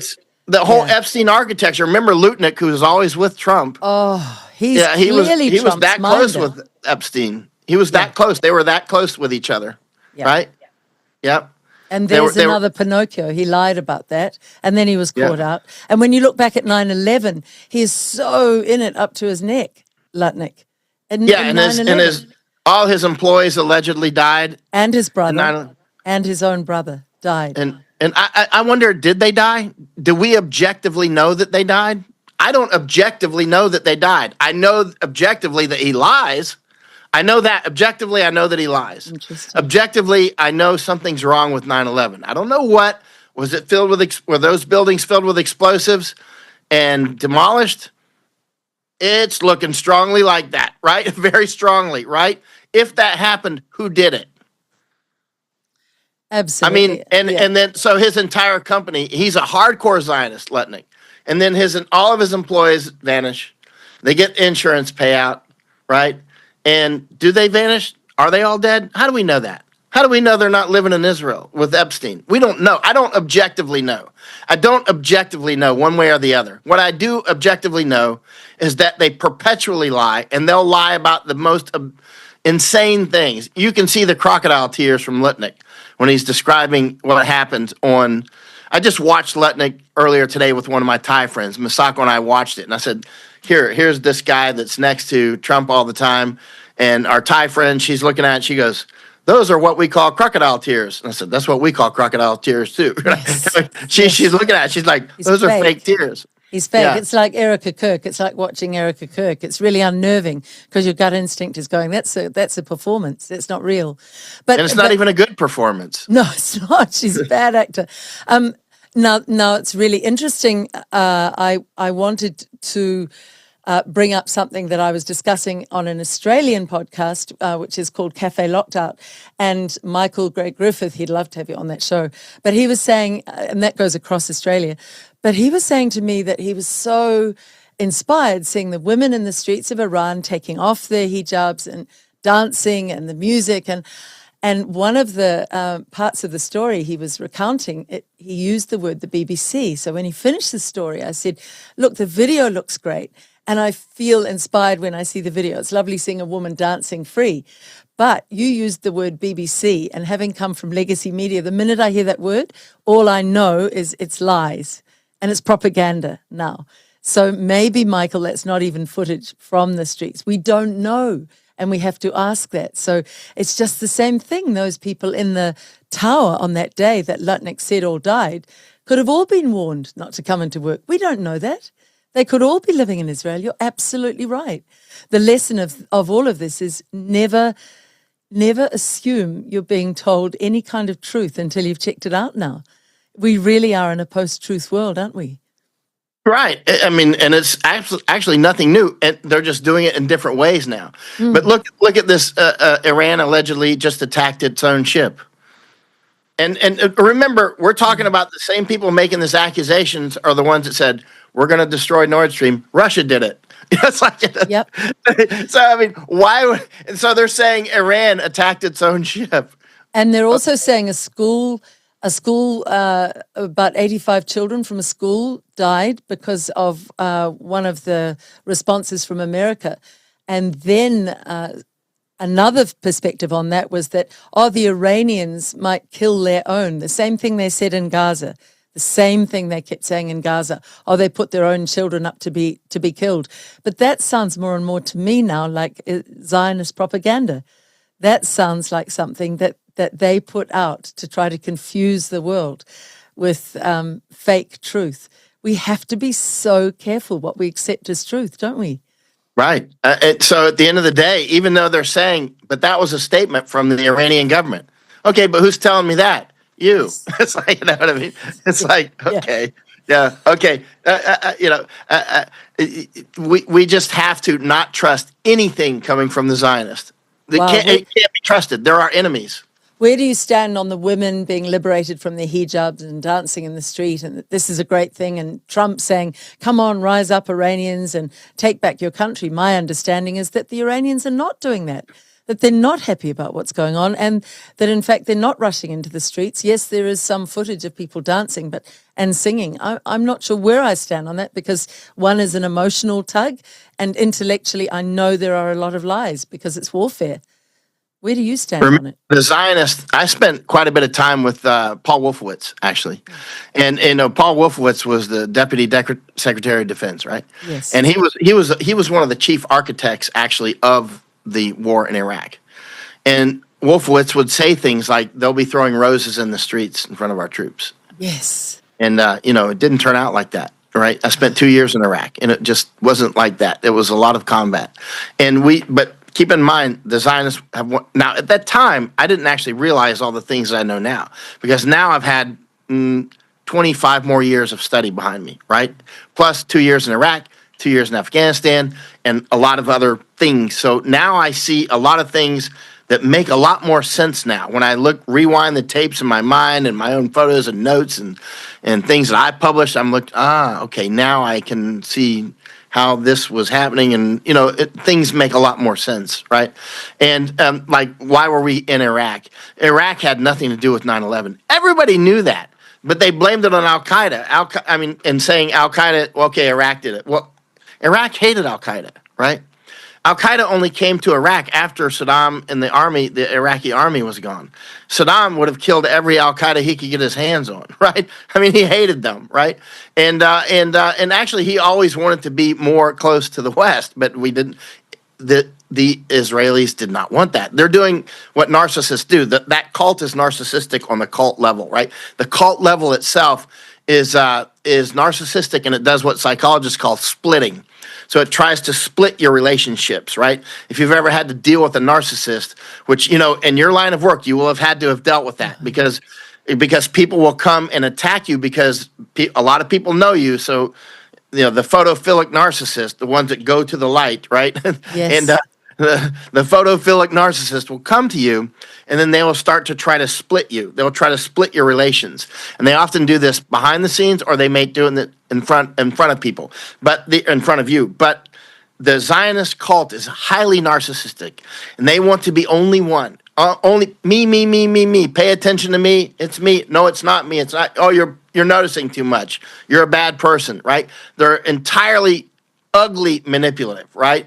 And psychopaths, right? As a culture, as a cult, right? And so they're constantly trying to split our relations with people like Iran. We should be going on vacations in Iran, right? We should be going on vacations in Iraq.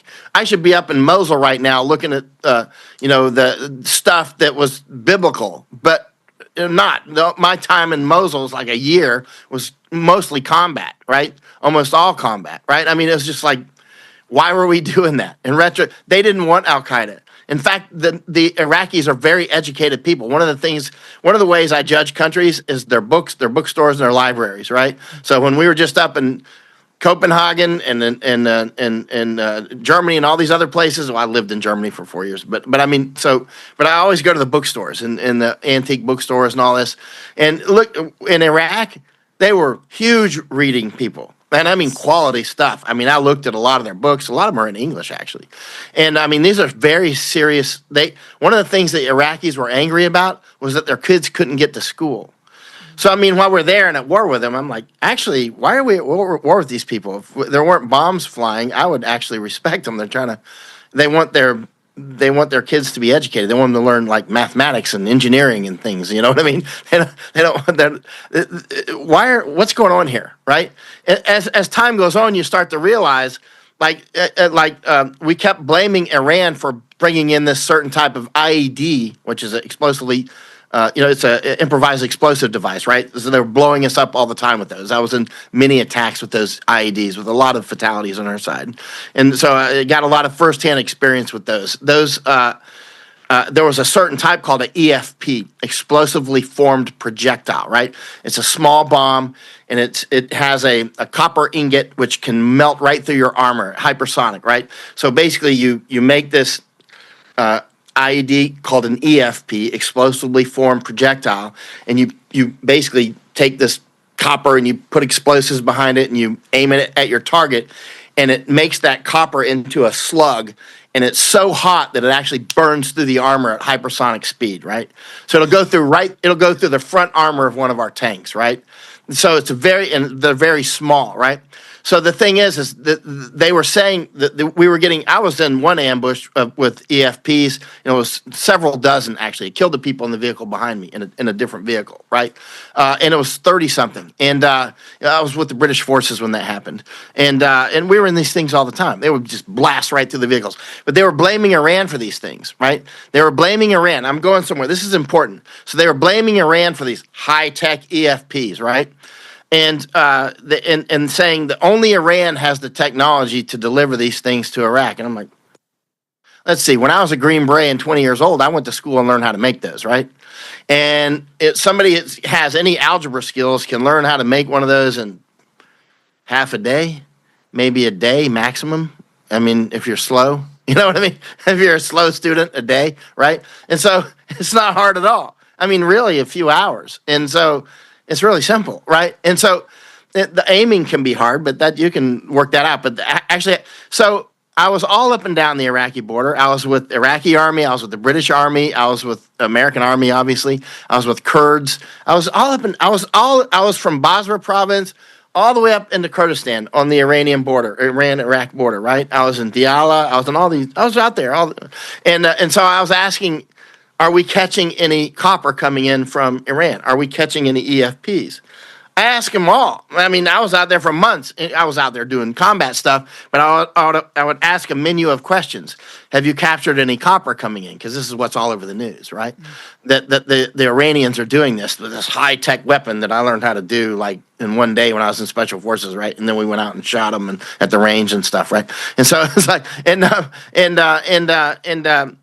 and nobody had been. I was out with the British one day, and they were actually stopping vehicles coming across the border from Iran into Iraq, and they were. We were looking for copper. Nobody ever found any, right? And the Iraqi women were always going like this to the British soldiers, like throwing kisses at them. They're very pretty women. The British soldiers are like, I'm ready to go AWOL into Iran and go marry one of those girls. You know what I'm saying? I mean, it's like why are we going to fight them?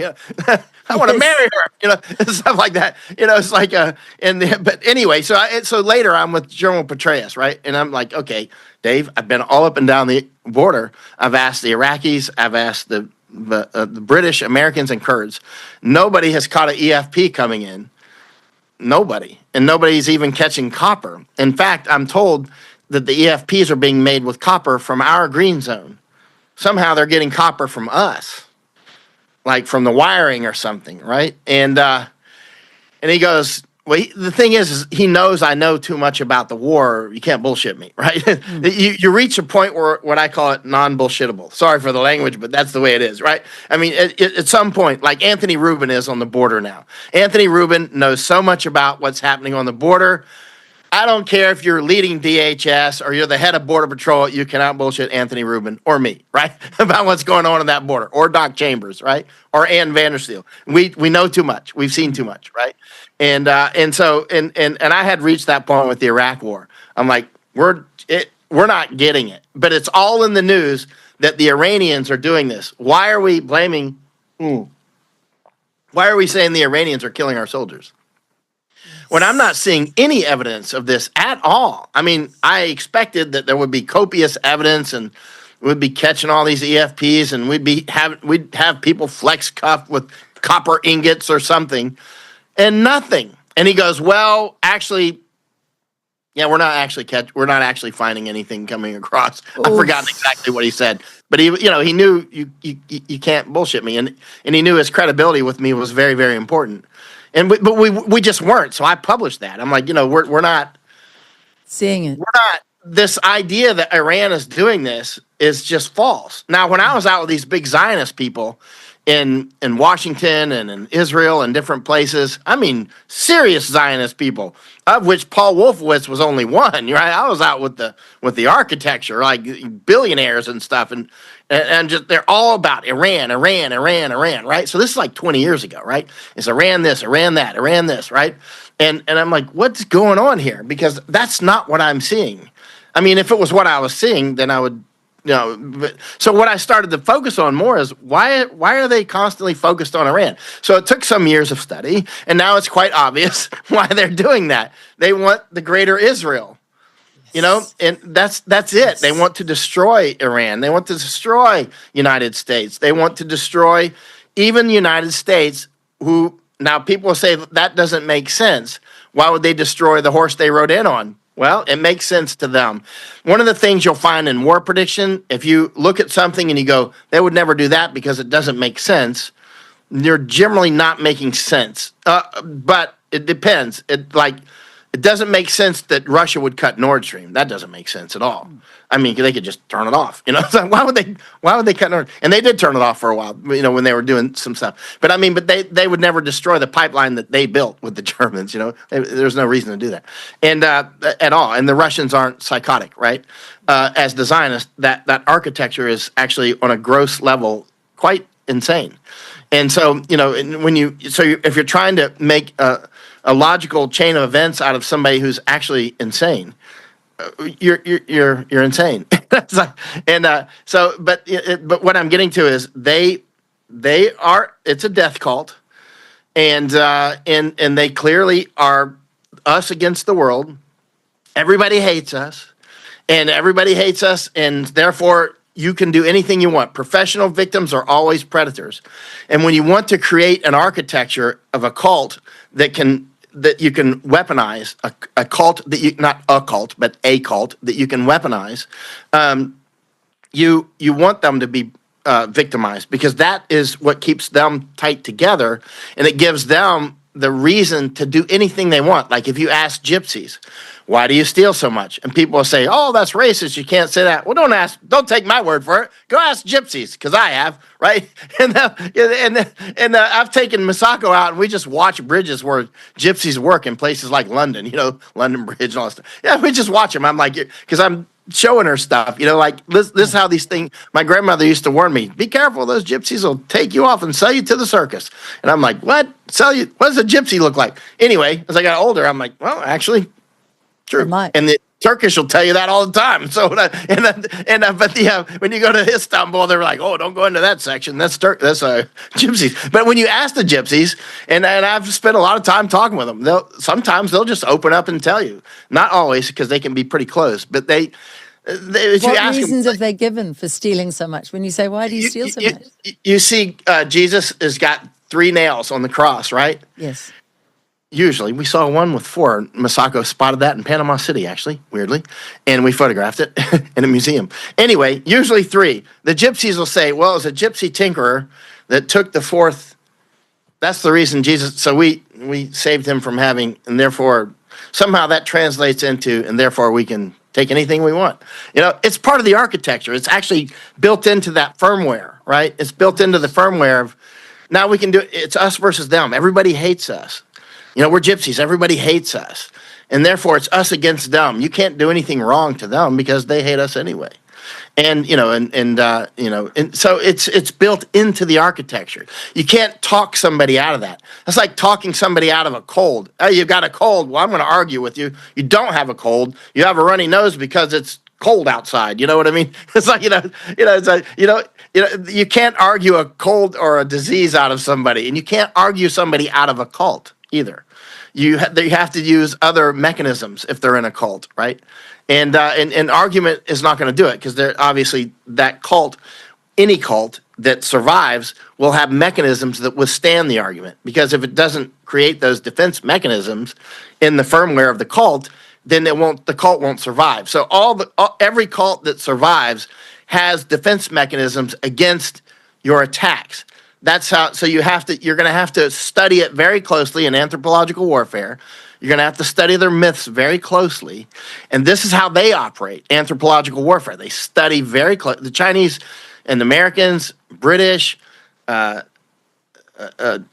Jewish, Zionist, Catholics, the Jesuits were really good at this, Catholic Jesuits.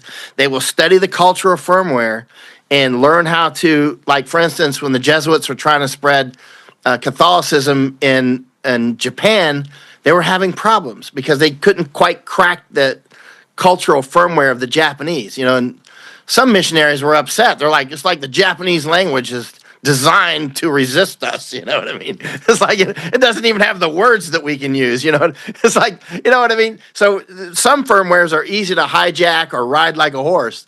And when I say cult firmwares, I mean how that culture or religion or cult works. So people will study these and they'll learn ways to get in there and make you fight each other or make you get along or make you whatever. It's really interesting. Let's go back to the war. I wanted to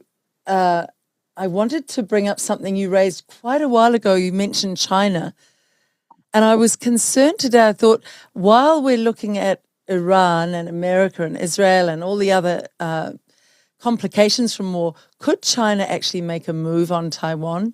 You said, yeah, they might encourage some of the boats to be blown up and go, good, that's one less carrier, aircraft carrier that America's got if we do ever move on Taiwan. But could China actually strategically exploit this blunder by America, which I think it is?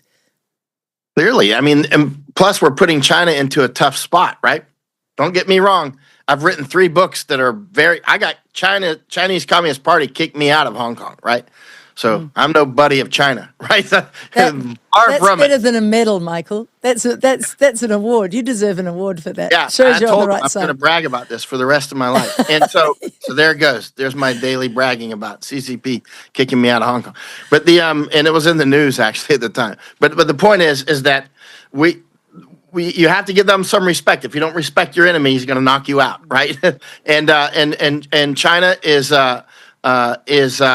we're putting them in a pickle, of course, with energy. Now they've saved up a lot of energy. I don't know how much they have in reserves, but this is going to put them in a pickle because keep in mind, even if you have fuel reserves, a lot of the people you deal with won't, right? So there's no way that you escape this. There's no way that New Zealand or the United States or Mexico or Japan, you're not going to escape the impacts of closure of Strait of Hormuz. You're not going to, if Panama Canal gets closed, I don't know if it will, but it makes sense that it would be closed somehow, and blame the Iranians probably, and or maybe blame the Chinese, right? And maybe they'll actually do it. Maybe they'll deserve the blame, but more likely it would be Zionists actually that would do that to blame them, right? And so because that would also crush the Panamanian economy as well, and that will give them, the Zionists have been working hard to take Panama, and so is CCP. They're fighting over it. They're fighting over it, right? And so but what I'm getting to is how does this play out in the end? In the end, it's a very complex system, and when that energy gets cut off, it's going to affect prices of food all over the world immediately, right? And it will affect next year's crops because a lot of farms won't be able to afford the fertilizers. They won't be able to afford anything, right? So it just won't be planted. The harvest just won't be there. These things can take time. Let's see how long it's closed. And will we see things like the Strait of Malacca get closed? Will we see the Danish Strait somehow get closed? Will we see pipelines start to be interrupted and let's say destroyed, right? You're not going to destroy an entire pipeline, but you can certainly interrupt them quite a lot, and they're easy to interrupt, right?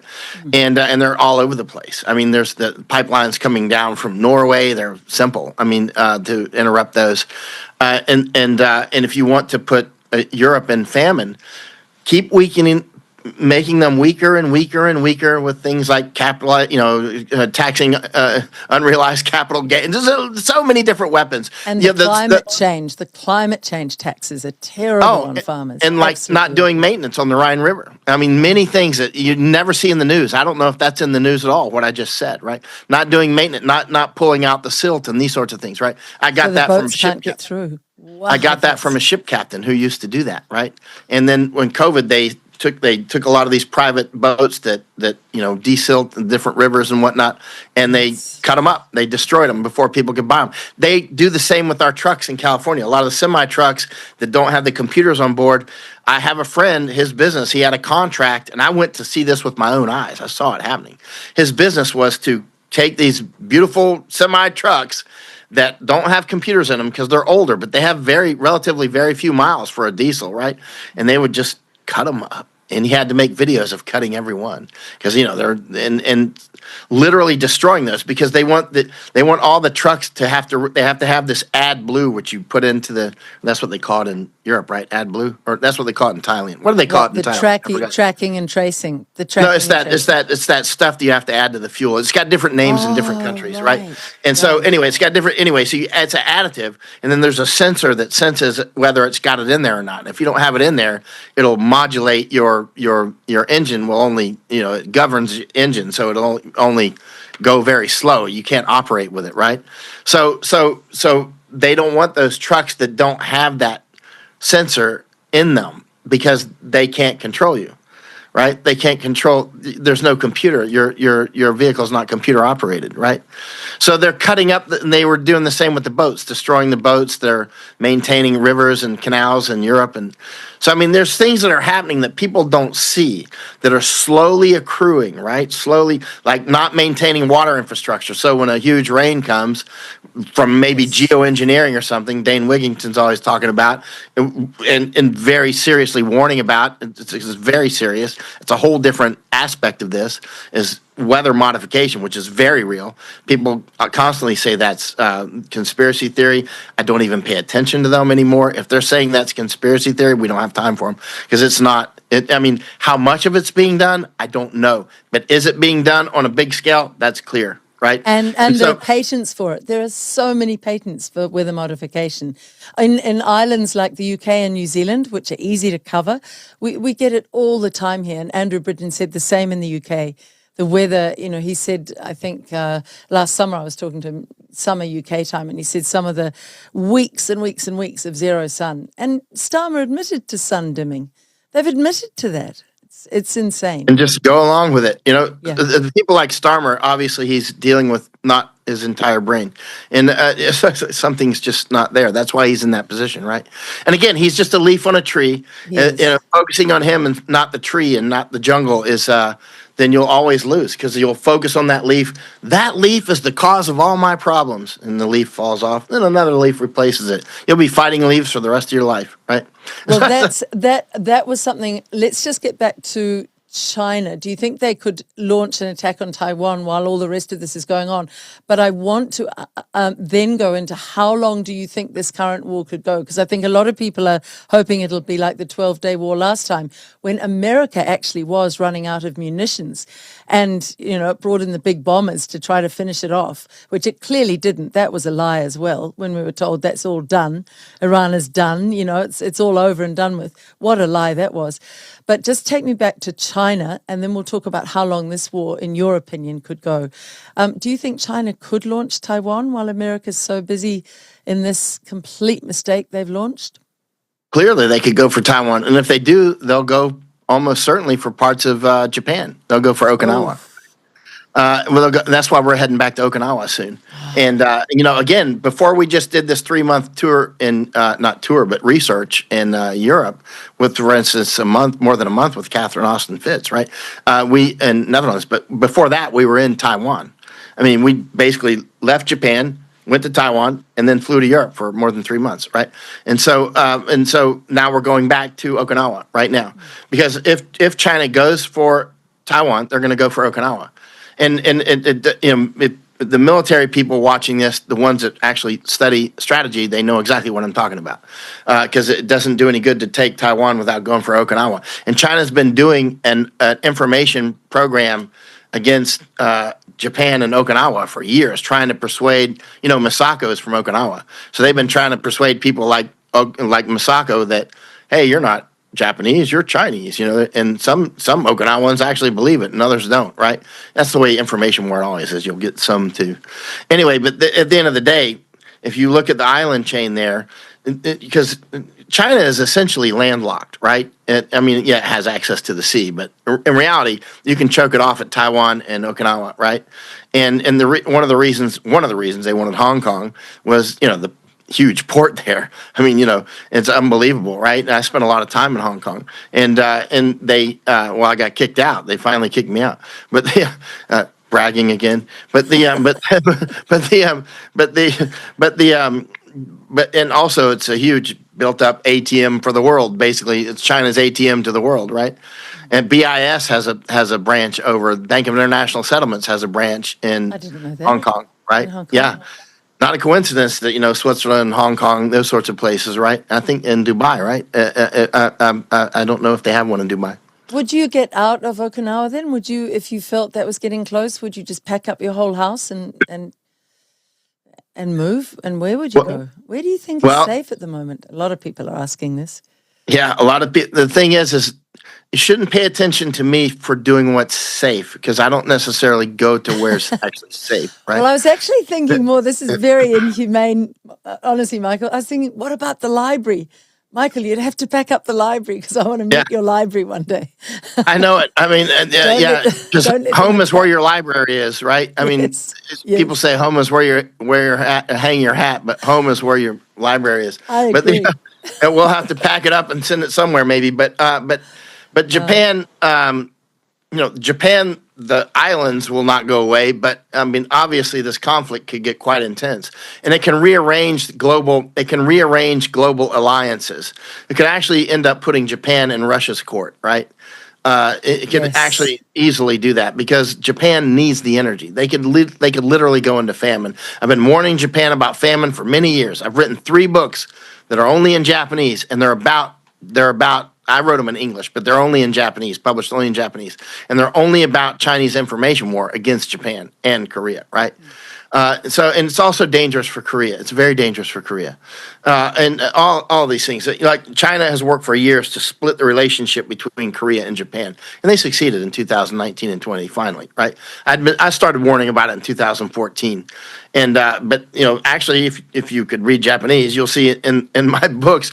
I actually was warning about what eventually happened in 2019 and 2020 when Japan and Korea largely split their sharing of intelligence and doing joint exercises that they needed to resist CCP. This is all part of it takes years to set the stage for these things. Mm-hmm. It can take generations we need to split those guys. We need to build bases here. And these things take a long time, right?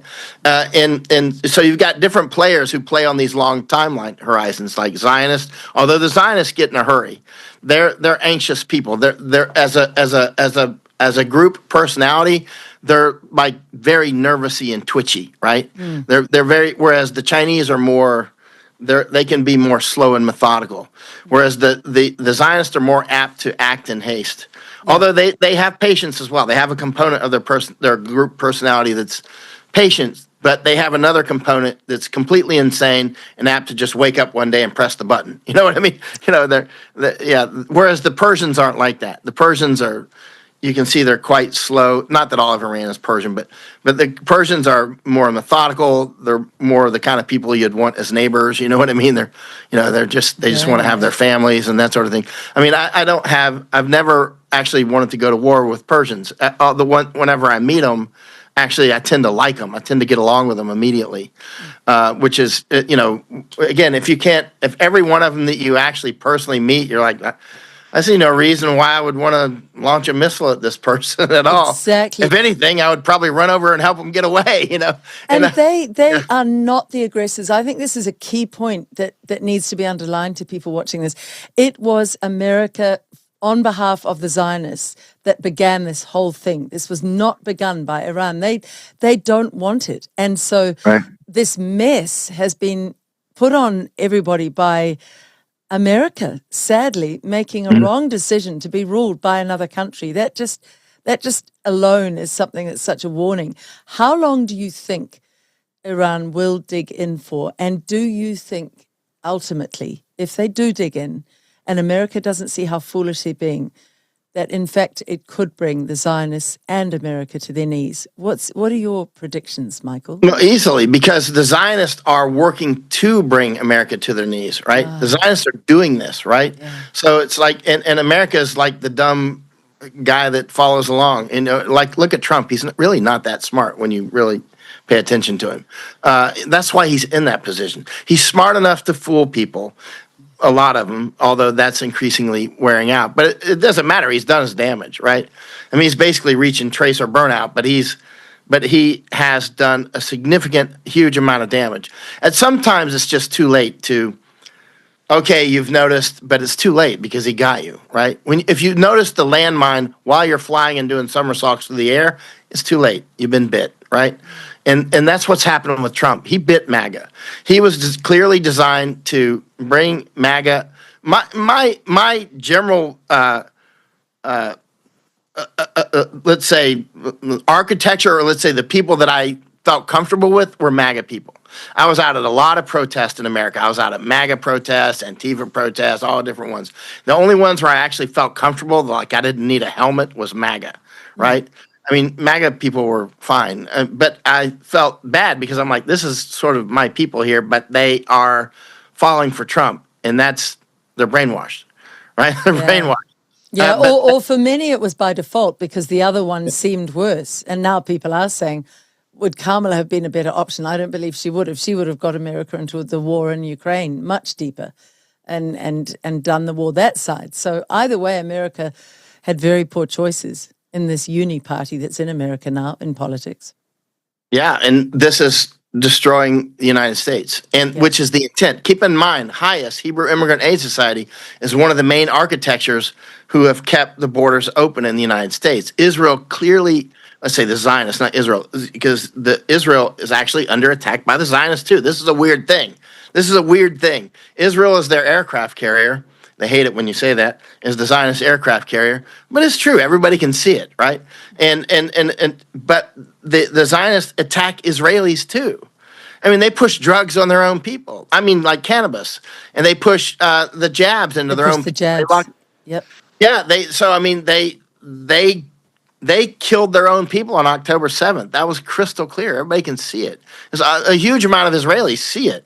That was our own people that did that, right? They used Hamas as useful idiots, and they keep in mind the United States and Israel openly, let's say the Zionists openly funded Hamas. It wasn't hidden. They talk about it in clear terms. Netanyahu talked about it before. You know, he talked about it in as clear terms as I'm talking about it right now on videos, right? You can find it online. He's talking about how Israel supports Hamas in clearest terms. And then, you know, obviously the Zionists used Hamas and themselves. They put that party right next to Gaza.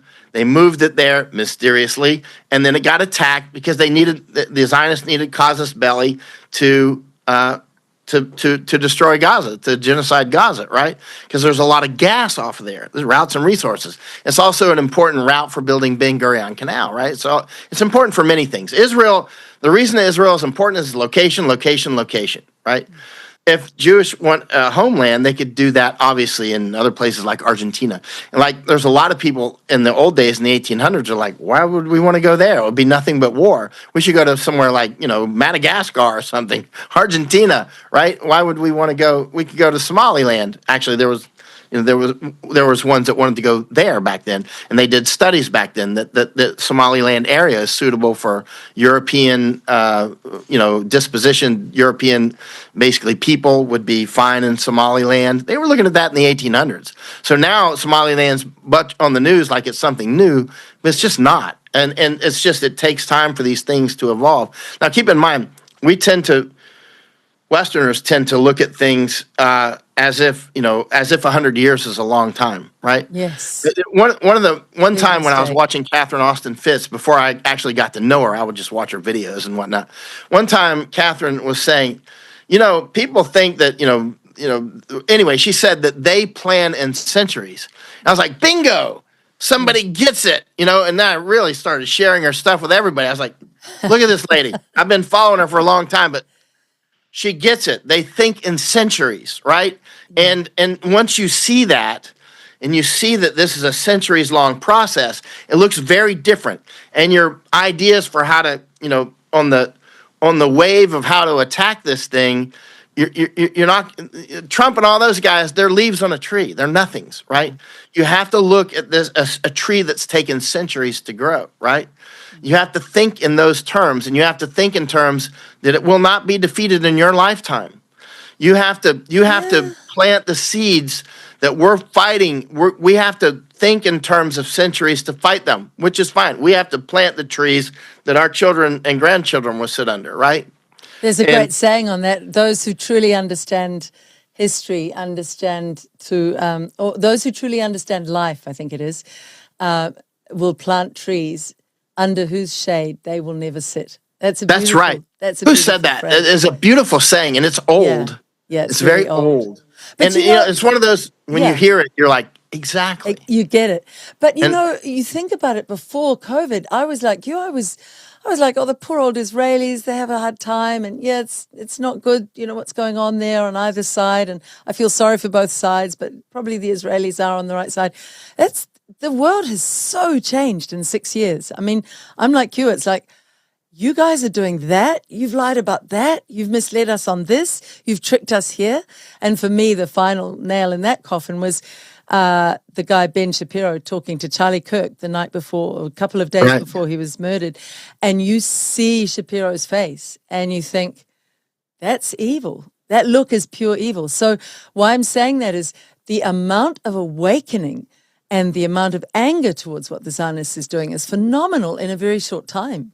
So maybe it won't take a century. Maybe it won't even take 50 years or 20 years. It might be quicker. The young Israel will be lucky to survive another 20 years. Very lucky. I think so too. It could, but it'll be very lucky. Now, this war the chance, at some point, again, the war has started, the Zionists have started. I'm not going to say, I always think we, because when I see U.S. military in action, I think of my brothers and sisters, you know what I mean? But at some point, it has become Zionist forces. I mean, it is, unfortunately, right? It's working on their behalf, not on our behalf, right? I mean, it was the U.S. military was deeply involved with the death jabs, right? It just was. I mean, there's no way to get out of that. And so let's say Zionist forces have started this war, this latest iteration of it. There's no power to turn it off at this point. They don't. Trump can say, "Okay, we want to negotiate." What if they don't want to? What if they want to put some aircraft carriers at the bottom of the sea? What if they want to push the U.S. military presence completely out of the Middle East? This is your chance to do it. If you want the military out of there and you want Israel done, this is your chance. Turkey and everybody, keep in mind, these wars take a long time to build sometimes, right? If you've got a local fight between two tribes, it can go from, hey, somebody killed one of our tribal members to full-on warfare, and the whole thing's over in 2 weeks, and one of them genocided the other one, right? It's because it's very small and everything can happen really quick. But these larger wars, they take time to build up. They take time to get ahead of steam, right? The little spark doesn't become the blaze instantly. And right now, everybody's getting oriented in the OODA loop thing. Chinese are coming online, Russians are coming online more than they were, and Indians, Pakistanis, and Turkish, and everybody else is coming online. Egyptians, the whole who's who in the zoo is coming together. Energy's building. It's going to take time. And at some point, we've already reached the point where the Zionists don't have the power to turn it off. They had the power to turn it on. You started the spark. Now, do they want to turn it off? Because you can say, wow, it's time to talk. And maybe somebody say, well, I'm not answering Trump's calls. Why would I answer Trump's calls? What are you going to do? Nuke us, right? You can, but that'll be the end of the United States. Now, don't get me wrong. The Zionists would do that. I strongly think that the Zionists would want to see the United States in a conflagration, would want to see the destruction of the United States, some subcomponent of them, right? Which would obviously it'd be Armageddon. That would be their depopulation moment. And, of course, they would blame everybody else, those who survive. But I'm not saying that's what's going to happen, and if it does, all this doesn't matter anymore anyway. But at the end of the day, they are clearly different components of the Zionists want Armageddon. They don't hide it. They preach it in churches. And some of the Jewish Zionists and atheist Zionists are in the same, or they're in a different Armageddon trajectory, but they want Armageddon too, right? They all want that. I think it's hard for people to understand because most of us think, but wait a minute, that'll affect you guys as well. If the world is being blown up with nuclear weaponry, it's going to mean your quality of life, you Zionists, is terrible as well. We all take everybody down, and there's no point to that. It's so nihilistic that my brain goes, no human would go for that. And you're saying, no, you have to. They will understand they don't think like we do. They don't regard us as the same as them, but they don't think like we do in humanitarian terms, do they? They're in a cult frenzy. I mean, they're in a frenzy, right? Yes. They're like, whirling dervishes. I mean, they're really in a frenzy. It's a bloodletting frenzy. And so there's nothing that won't stop them. I mean, look at again, it's clear that Israel itself is being used as a sacrificial lamb, just like October 7th. Now I think they want Israel to be devastated. I think that's the way it appears, because that way they can cleanse out in Israel a lot of the people that are causing problems for the Zionists in Israel. So if you're going to cleanse Israel of all the Muslims, there's a lot of Muslims in Israel, and there's a lot of Jews in Israel that hate Zionists, right? And there's a lot of Christians in Israel. They would love to get rid of the Christians. They would love to get rid of the Muslims. They would love to get rid of the Jews that aren't on board. This is the way to do it. Look, the desalinization plant, I'm not sure if that was actually struck. I was told that desalinization plant in Israel was struck. I don't know if that's actually confirmed. Let me see if there's been any confirmation on that. But anyway, things like this can make things less livable over there. Let's put it that way. It's and there's a real risk for America. I mean, you're saying they would be happy to see America brought down, but the Iranians have said they will go after American assets, and they're doing that within the Middle East confines. But they could very well, if America really gets embroiled in this long term, be quite clever and go after, say, the American energy grid, or they could destabilize America in many ways, the Iranians, if America tries to dig in. Or the Zionists. Because remember, who did 9/11? That wasn't the Iranians. The Iranians didn't push the death jab. The Iranians didn't attack the USS Liberty. And I have no evidence at all that the Hezbollah did the Marine Corps bombing on the barracks in 1983. What evidence do we really have of that? But of course, they can blame it. They can propagandize that it's Iran. Right. And what evidence do we have? Now, people will say, oh, there was clear SIGINT intelligence. Okay. According to the same guy that lies to me about everything, there was clear SIGINT intelligence, that Hezbollah did it. That doesn't mean anything to me. That means nothing. But the clear fact pattern is the Zionists attack America on a regular basis, including with death jabs, which Trump is a Zionist, straight up. When I first started saying that, people were like, oh, you're anti-Semitic. I'm like, does this orange guy look Semitic to you? I mean, he's a white dude. I had a bunch of Zionists attacking me last week in a private call, right? And they were, oh, this is anti-Semitic. I'm like, you're not Semitic. You're whiter than I am. You're a white boy. And you're playing Semitic? No, you're not. You're a fraud, right? You are a fraud. You're not Semitic. You are a white guy pretending to be that, right? You're a Zionist. It's a big difference, right? And a really good argument, Michael, on that is if you look at the lineage of blood of the people who lived in Gaza, who've been, absolutely murdered, many of them had more Semitic lineage in their bloodlines than the people who have come from all over Europe, like Netanyahu from Poland. I think a really interesting thing would be to say to people, if you're going to lead Israel and say you're, pro the Jewish lineage, let's have a look at your blood and see how much of your blood is actually. Oh, they won't do that. That's a huge subject. They won't even allow that genetic testing, right? Wow. And a basis of Zionism is anti-Semitism. That's why they use that term. Oh, you're anti-Semitic, because they are anti-Semitic. They are that thing. And that's why they throw, oh, you're anti-Semitic. It's like, no, that's you, and we see through it. It's not working, boy. Your magic wand is broken. It's crackling in the fireplace. When you don't accept it from them, like you're a professional victim. When you don't accept that from them, they don't have the magic that they had. Now they want, and their only thing that they're a death cult, and the only thing left for them is to kill everybody that's not them, right? Including a lot of them themselves. They're a straight up death cult. Once you recognize that, many people do, you do. Once you recognize, that a death cult will all come together and drink the Kool-Aid, right? Or they will either through being fooled or they'll just do it. I mean, cults will go all jump off the cliff together. I mean, stuff like that's normal.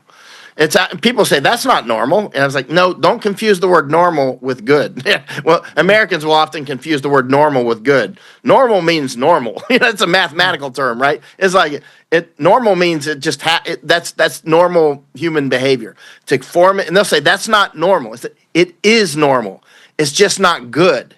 It is normal. If you form a cult that's a death cult, let's say to kill itself. You could design one to do that, and you could make one up and get them all to kill themselves. They do this. That's what they do with these drugs everywhere. They have all this rap music and all this music that's been around. Look at the Beatles album with the dead babies with the Beatles all over them. The Butcher album. You've seen that? I was in this bookstore in bookstore in Copenhagen last week or so, right? And it's incredible bookstore. It's across from their National Library, right? It's an incredible book. It's a huge cafe, actually. It's multi-floors of tens of thousands of books, maybe, 100,000. It's a huge amount, right? And they're for sale. So I'm in there, Masako and I are having coffee, and then I go downstairs in the basement where the cash register is, and I start to see all this art. And it's all these dismembered babies and stuff like that. And I'm like, what is this crap? So I took photos of that, and I'm not going to buy anything from this place. I'm not going to buy anything that has art, quote unquote, artwork like that. And I sent those photos around to a few people in the last few days. And one guy said, "Oh, that's probably from the Beatles Butcher album." So I looked up the Beatles Butcher album, and you can see the Beatles wearing white suits, and they got these dismembered babies all over them. So I just bought a copy of that. So I'm going to use that. I'm going to research it more, and I'm going to research it. And like you can see, the Beatles are literally, and it was that similar artwork that was in the bottom of that bookstore. These things. This is the who controls the music industry, right? And so I mean, this is the thing. This music is highly weaponized, right? The drugs are highly weaponized. The intoxicants. It all goes together into a comprehensive sort of combined arms program. Combined arms in the military is like air power, artillery, infantry, all these guys together. That's called a combined arms, right? The Navy and everybody working together. But you see, there's a combined arms too with this less than kinetic warfare, which deals with like intoxicants, music, finance, fiat money instead of gold, all kinds of mechanisms of control. What was interesting? Also, the Zionists controlling the world's media. That's another arm of it. Huge. Propaganda. Yeah. Huge. And so they're controlling the information flows. What were you going to say before? Sorry to interrupt, but yeah, that makes a lot of sense because that's all a form of weapons of mass destruction. When I first interviewed you, you said, the greatest form of warfare now is information warfare, and using music and using imagery and using, propagandized media. It's a real weapon of mass destruction.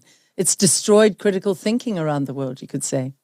It has. And I mean, you look at the Beatles stuff, and when the more you know about music warfare, and you start to listen to music, you're like, actually, most of what we were listening to, even in the '80s, which is much better music than today, I think. But when you listen to it, it's actually, when you've studied this enough, you're like, wow, most of this is quite weaponized. Like, or let's say music in the '90s, like the one cute song is Heads California, Tails Heads Carolina, Tails California. What's that song? Heads California. Basically, it's we're gonna take off and do a road trip to. It's a cute. Oh, right. Yeah, It's a very nice song. Yeah, I was thinking of that Californication song. That was a revelatory song. If you look at the lyrics of Californication, that was the Red Hot Chili Peppers. Those lyrics are so revealing. Yeah. Let me just play.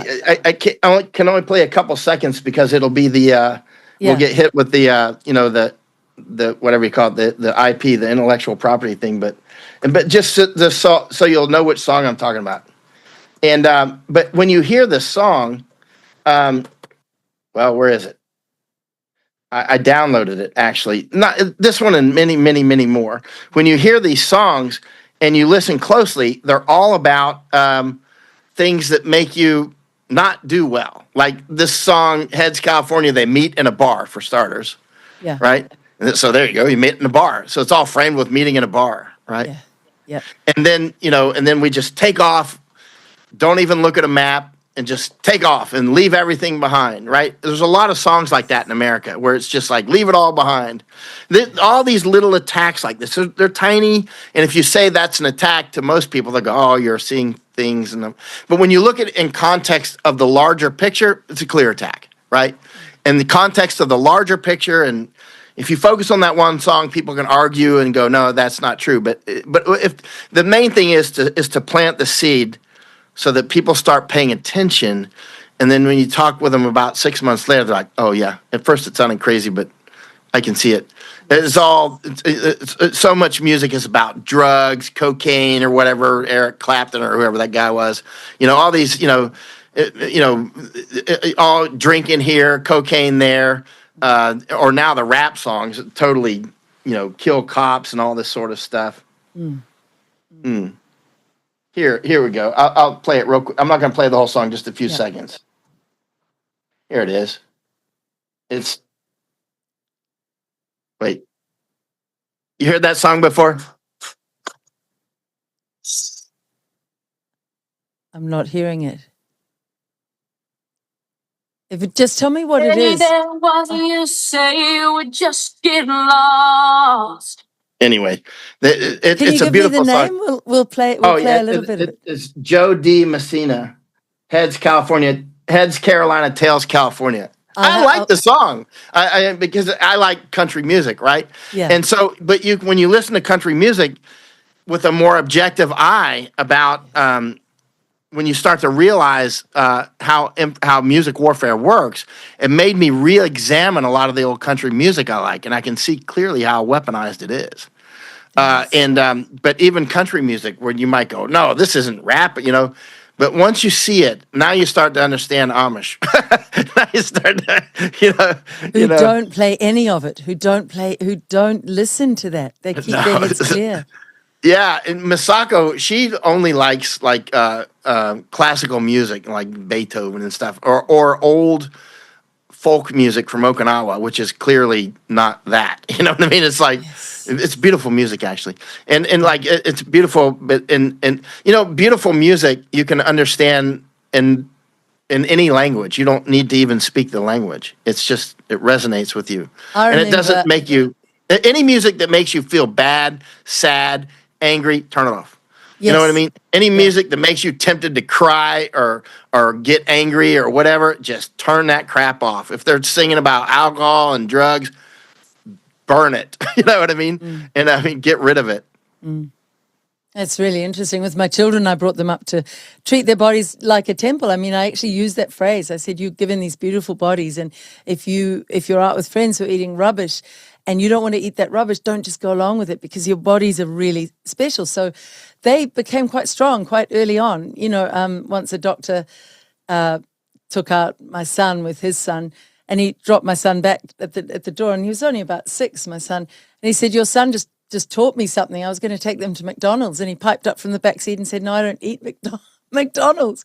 And that was because I had discussed it. Like, they were really young, but they were intelligent to work it out. I don't want to put rubbish in my body.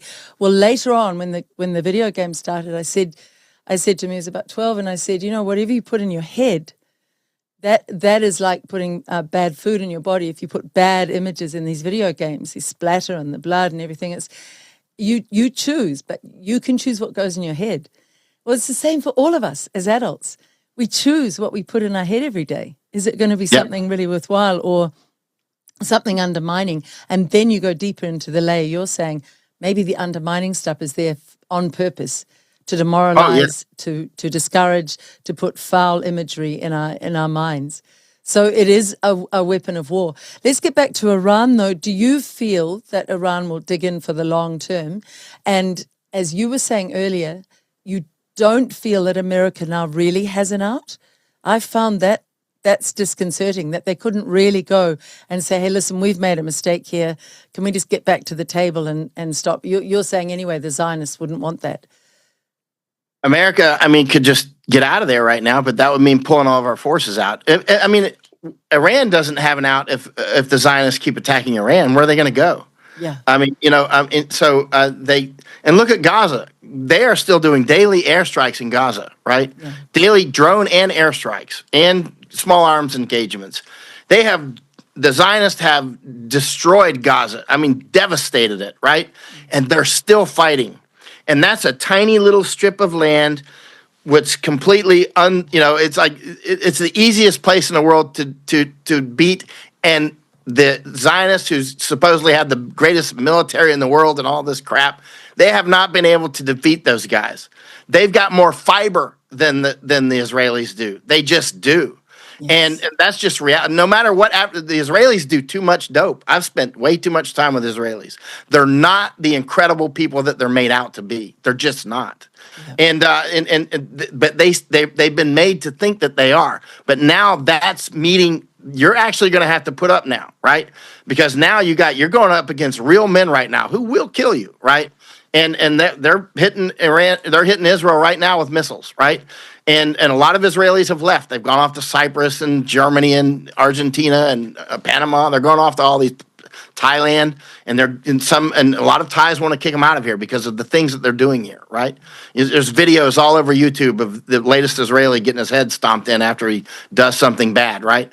The Israelis come in and they pick on the little Thais and like they can do something. I've seen it with my own eyes, right?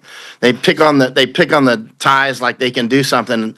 I'm like, you better be careful. These Thais might be smaller than you, but they are tough, and they don't come in ones. You know what I mean?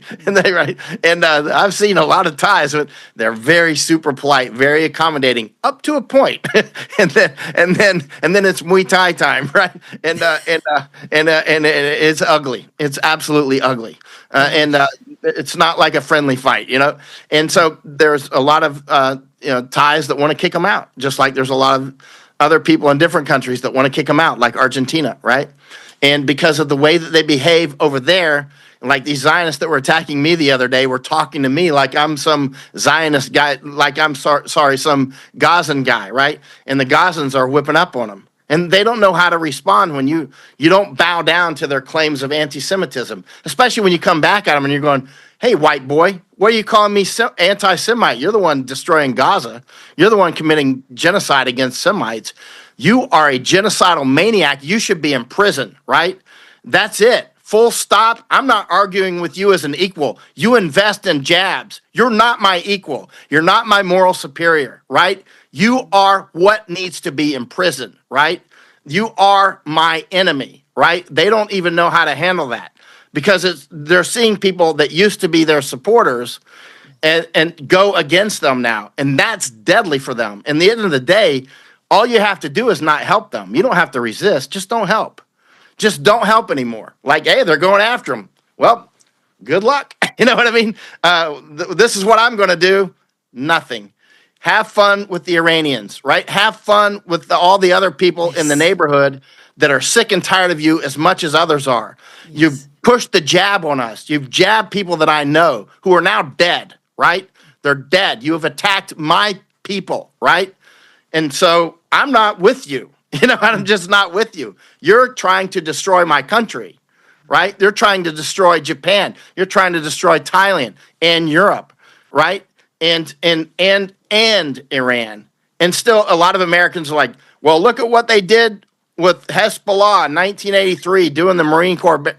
Seriously, how many times do we have to go through this to not be fooled again? Or the hostages that were taken. That clearly happened, right? The hostages that were taken. But now when you see what's happening, at the embassy, right? Yes. In Iran. But you see, old stuff, 1979 type stuff, right? And when you look at this in context, like I saw one Iranian talking yesterday, people are starting to see now why those hostages were taken. Because they're showing their face where everybody can see it now. It can't be hidden like it used to be able to be hidden. They used to be able to make it look like the Iranians just rose up against them one day because we hate, Americans, but we don't. And it's just that things are happening to us that you can't see. But now it's harder for them. It's harder for the Zionists to hide it now. And so the awakening, I think that's a huge, a stark wake up for. Like Trump never even tried to make a case to go against Iran, other than saying they're evil people. Yes. He never went to the Congress. This is an illegal war, straight up. It's a totally illegal war, and it also shows that Trump has either no idea about the American Constitution itself, or has he doesn't care. He's a Zionist. Yeah, the Zionists want to kill the American Constitution. Yes. They're against Second Amendment. Netanyahu. Whatever that guy is, his name is Malyakhovsky. Same as the guy in Argentina, Malyakhovsky, right? The two Malyakhovskys, Mele in Argentina, his name was Malyakhovsky. Changed it to Mele, right? Wow. Yeah, Mele, and same with Netanyahu. His name was Malyakhovsky. Changed it, right? Polish. So same name, right? Smith, right? Both Smiths, right? So so these guys.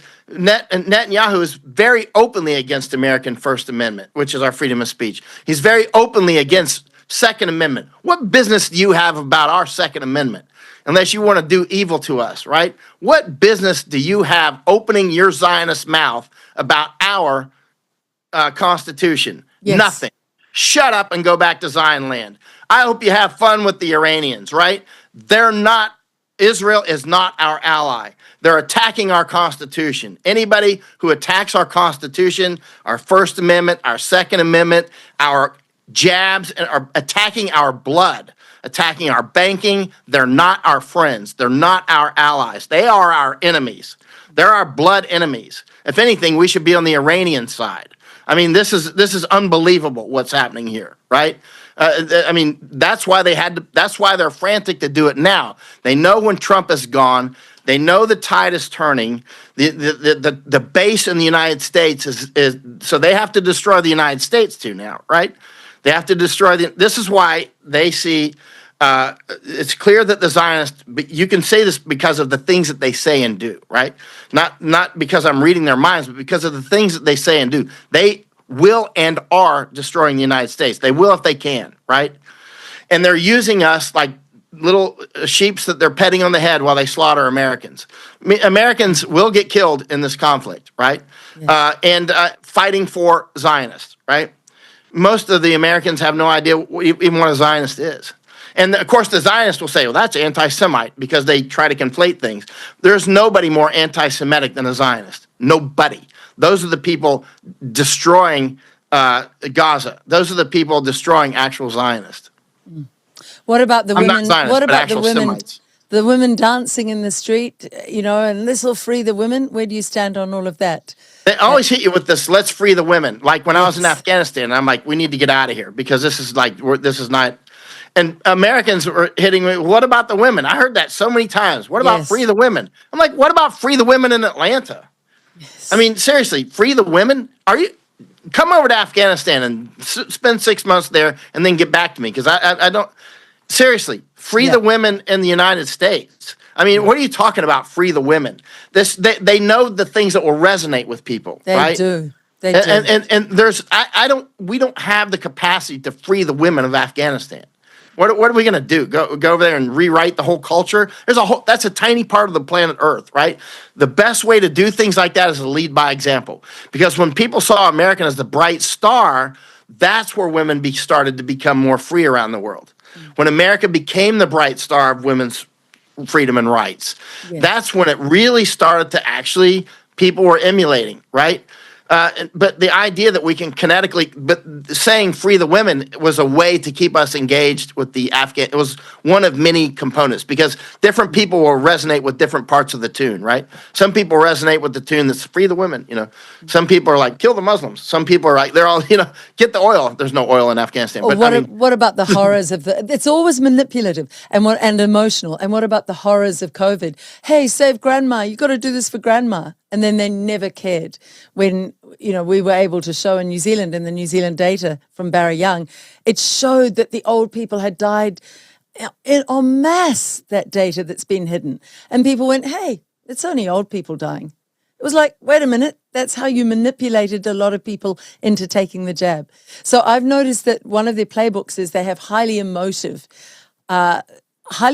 little phrases to get people engaged, but the phrases don't bear out. They don't make sense when you really analyze them. It's just a manipulation. It's an emotional manipulation. Do you notice that always? Yeah, and it's usually the opposite, like build back better. I don't see any build backing. They're here to destroy. Yeah. Right? I mean, So that was a big call, Michael. You just said in that last reply, you said we should be on the side of Iran. Go into that a bit more. I mean, I think this is a really sobering part of tonight's conversation. Iran did not push the death jabs on us. They just didn't. Iran does not control our banking system. They just don't.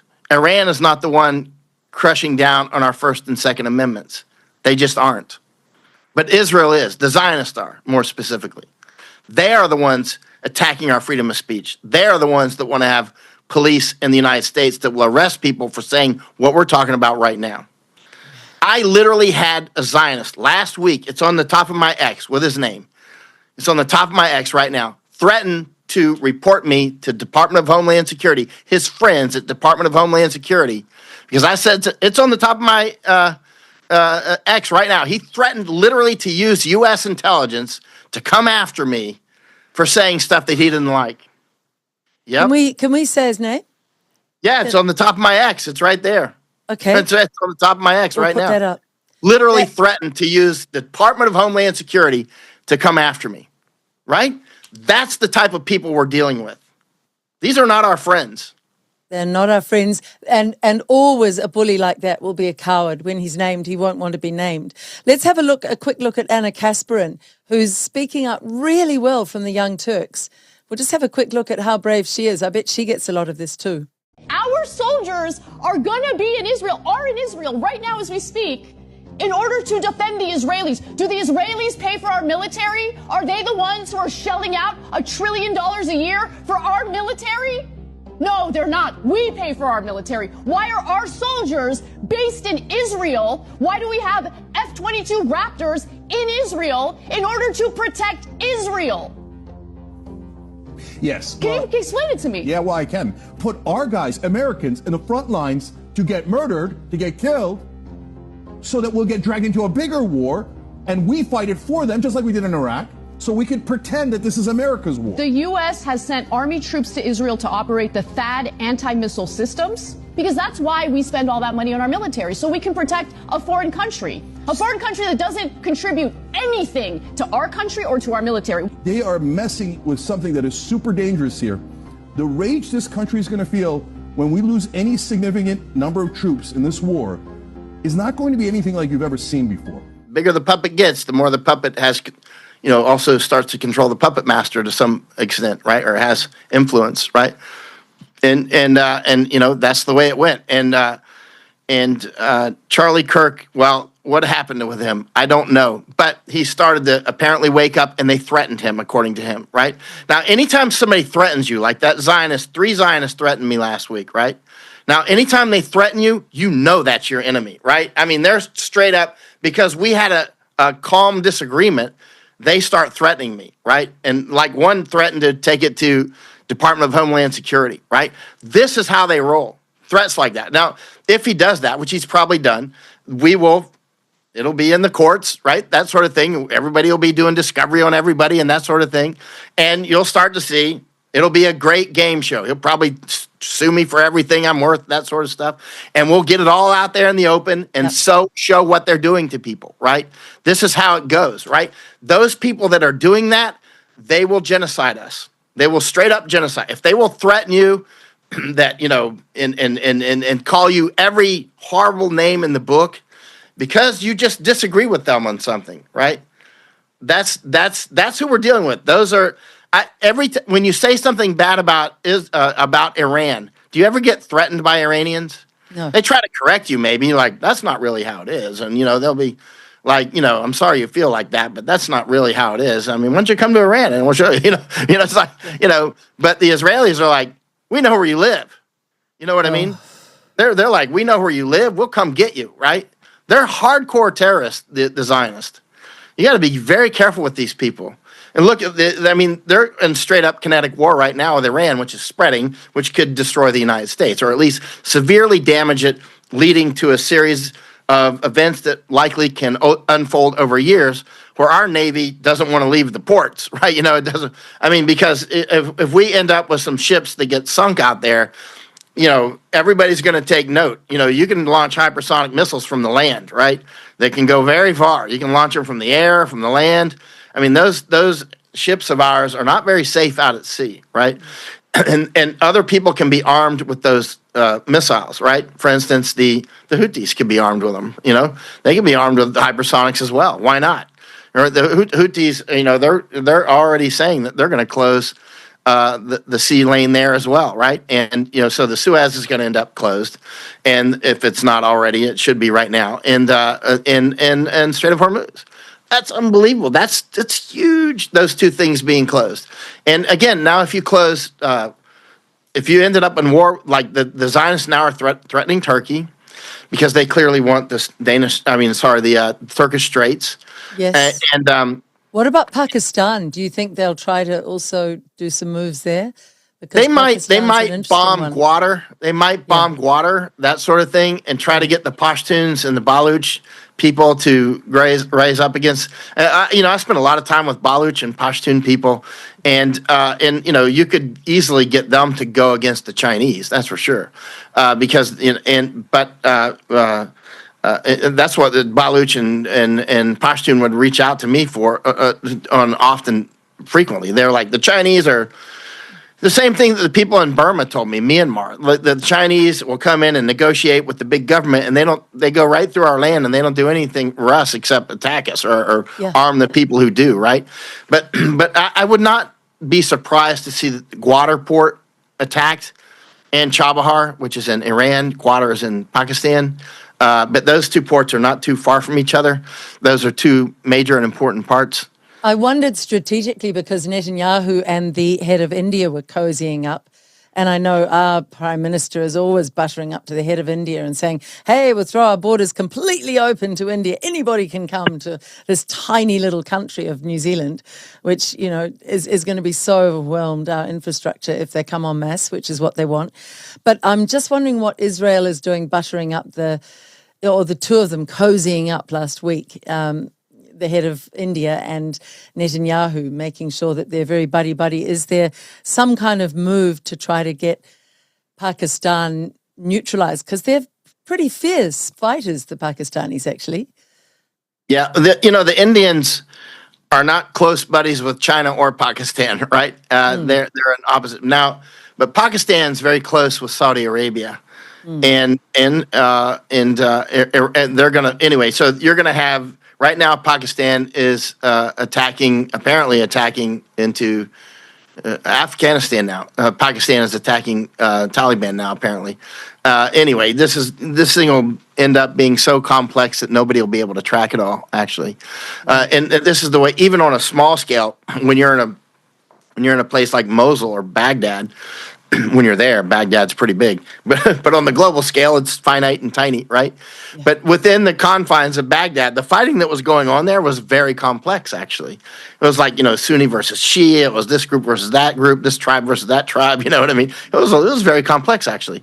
And likewise in Mosul, it was very complex. Bizarrely, but when you scale this up, which, these things do, these things will be very complex on the international scale, right? You're going to have, obviously, the SCO, Shanghai Cooperation Organization, right? Which is like their NATO. But, members of SCO include Pakistan and India. So they're in the same group. They're in the same NATO, but they're also enemies, right? So, you see how twisted this gets quickly. Or let's say Turkey. That's so fascinating. All these allegiances, for example, BRICS, how much will Iran be able to call on its BRICS partners to really side with it in any conflagration, do you think? Because Iran's a key part of BRICS. Yeah. I think a lot. I think that they'll get a lot of support from China and Russia. I think that's a done deal. And Pakistan. And now Saudi is in a twisted thing here. Saudi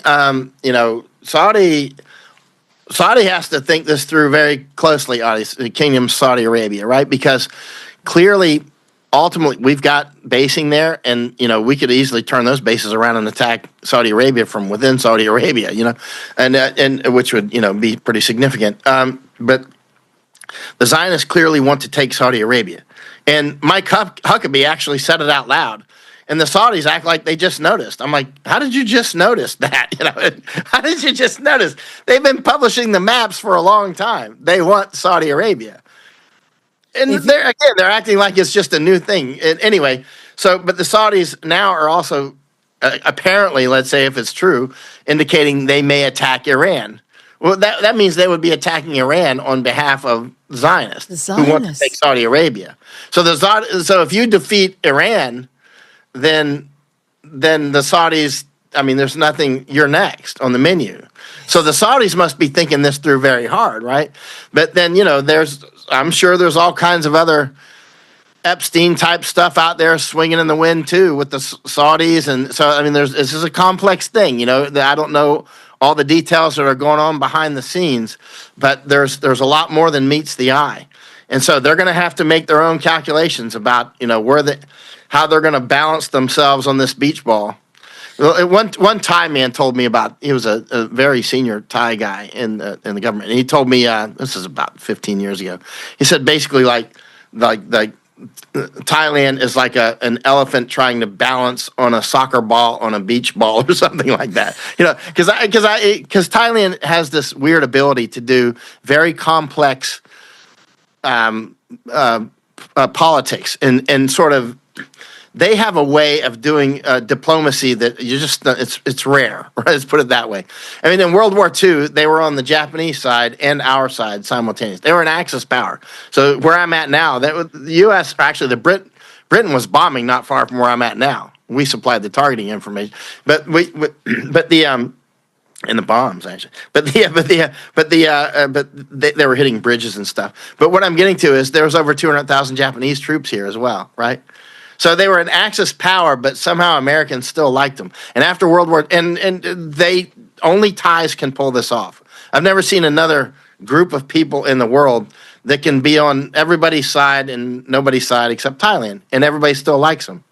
There's nobody that doesn't like Thailand. It's like, how do they do that? It's like magic sauce. You know what I mean? So I'm trying to learn how they do that, so incorporate it into my thinking. That's smart. And as you say, the charm offensive, but then the Muay Thai is behind it. So don't take it too far. Don't take it. Oh, they're serious. They're smiling up until the point when they're not. Yes, it's a good warning. So I think we should start to bring it to a close, but it's been a really interesting discussion. I just wonder, from America's perspective, you're saying with the current leadership, really, he's so entrenched with the Zionists. It is never about make America great again. It's about make the Zionists great again, actually, the whole thing that Trump stands for. He has lied to the American people. So wherever the Zionists want to take this war, are you saying he'll be led by the nose? Sort of he'll just be complicit with them? Yeah, Trump's a nothing. I mean, he's a nothing. He's not the big guy. You know what I mean? But I'm looking at it from the perspective of how can this be stopped? Can it be, before it really gets its own momentum where it is unstoppable, can it be pulled back? That's what I'm trying to get to. But it sounds like it's no longer in the power of the Zionists to pull it back or not. Yeah. They just don't have it. It depends on whether or not the Russians and the Chinese and the Iranians and others want to pull it back, because maybe they don't. What does China and Russia and Iran, what do they all collectively want? And keep in mind, it only takes one, in Pakistan, it only takes one to keep it going, you know. It only takes one to keep making the fires, right?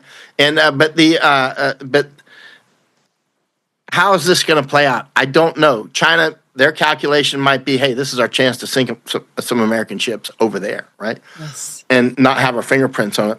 Russia too. Oof. It could be that. It could be this is our chance to mitigate America. This is our chance we got them in the bear trap, keep them in, keep them coming, right? And I might play it more like that. I might try to draw them in, and meaning us. I might, let's say Zionist. I don't know what's in. I don't know how their big board looks. How much fuel do they have? How much ammunition do they have? How much support do they have among their own populations? I just don't know. Only they can do that calculation. How much support do they have among their allies? Only they have a feel for the horse they're riding. You know what I'm saying? And so they have to know yourself and know your enemy. But if I felt that my side had sufficient strength, let's say with that premise. Okay, we have sufficient strength. I would try to draw us in. I'd try to draw Zionists in, and I would crush them. That's what I would do. And I think they've been planning this so long, since 2005, when Cheney started making these mutterings about let's go after Iran. So they've been watching America. They know their techniques. And then I was reading today that they operate on a very decentralized model with quite independent units across Iran. So that's very hard for the Americans to pin down. And they're able to hide their munitions in caverns in the hills. They feel to me very agile, very quick thinking, whereas poor old America was using these expensive missiles it wasn't shock and awe, but it was obviously, we'll give them a fright. And they were just taking out buildings that the Iranians had long since left. So they were taking out the buildings, but not the people who were in the buildings. They were taking out empty buildings. And America may not have a big munitions pile. Are you aware of that? They may be disadvantaged. I don't think they have a lot of backup now, and they don't produce them in America anymore either, do they? Largely. I don't know what our stockpiles look like. I mean, of course, there's many reports that it's very much diminished. Yes. But I don't objectively know. So I just don't know. So I would be talking about secondhand information. The only people that know are the ones who, with top secret clearances, who have actually inventoried, I mean, and who actually have their fingers on the pulse of what our inventories actually are. But my guess is that we're low. That's my guess. Pete Hegseth and Trump both strike me rather as poker players who like to do a lot of strutting around and looking like the big guys and wear their dues, but they actually look a bit pathetic. They just look like they're more bluff than actual substance. But let's see how that plays out. What do you think of Hegseth? Where do you stand on him? I know you say he's just a leaf on a tree, but these are the ones negotiating right now. Hegseth he just feels like fluff to me. Yeah, I don't take him seriously. I don't take him seriously. He's installed by the Zionists. He's a Zionist, right? Yeah. I mean, that's why he's there, right? I was staying in the same hotel he was at last year in Panama, and it was so all his security and whatnot is there, and there. I mean, it's clearly just a Zionist architecture. Everybody around him was that group. They own him. He is there on behalf of the Zionists. That's what he's there for.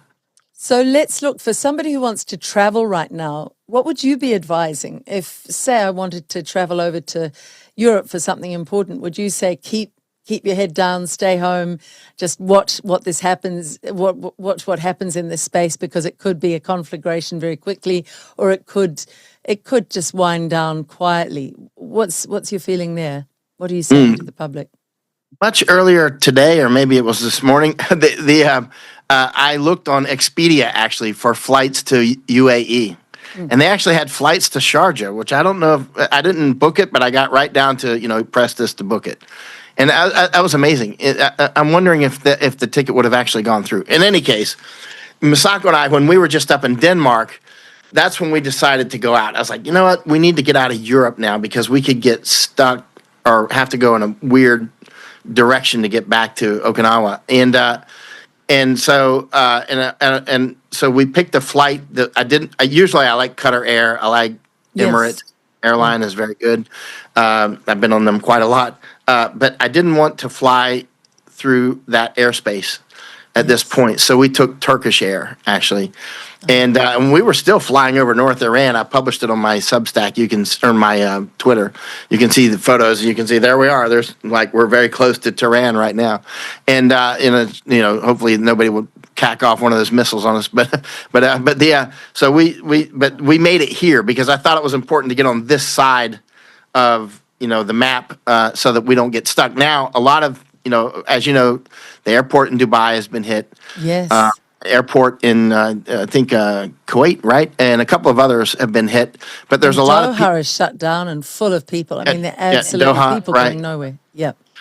Yeah, and so you've got that, and you've got here in Bangkok. You see, there's a report that a lot of people are stranded in Bangkok because they were going to go through there, and so if you're going to get stuck, you're lucky if you're stuck in Thailand. You're super lucky. If I could pick one place on planet Earth to get stuck, it would be Thailand for sure, because I know the Thais are not going to leave you starving out there or anything. They're gonna, even if you got no money, the Thais are gonna make sure that you survive this and get out. You know what I mean? Yes. And you can see already, I saw a report that Thais are out there handing out water to them and stuff. It's just Thais, you know what I mean? And so I mean, if you're gonna get stuck in a country, you're lucky to get stuck here. But you don't want to get stuck here either, unless you love Thailand like I do. But that's the reason we got here first. I would not be traveling anywhere which took you through the Middle East. But keep in mind, give it time for the next few days or so to see how everything shakes out, because air travel has to do its rerouting and clear out any bottlenecks that just got created, and see how it adjusts to this.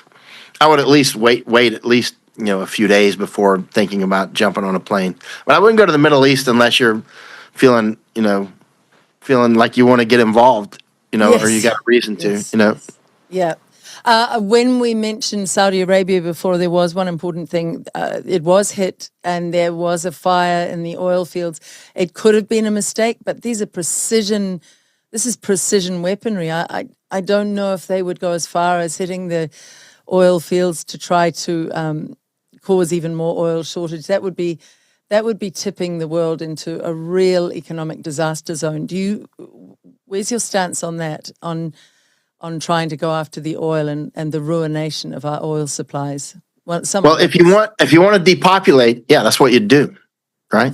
You'd close the Strait of Hormuz and look at Nord Stream and look at Groningen gas field. Yeah. Yeah.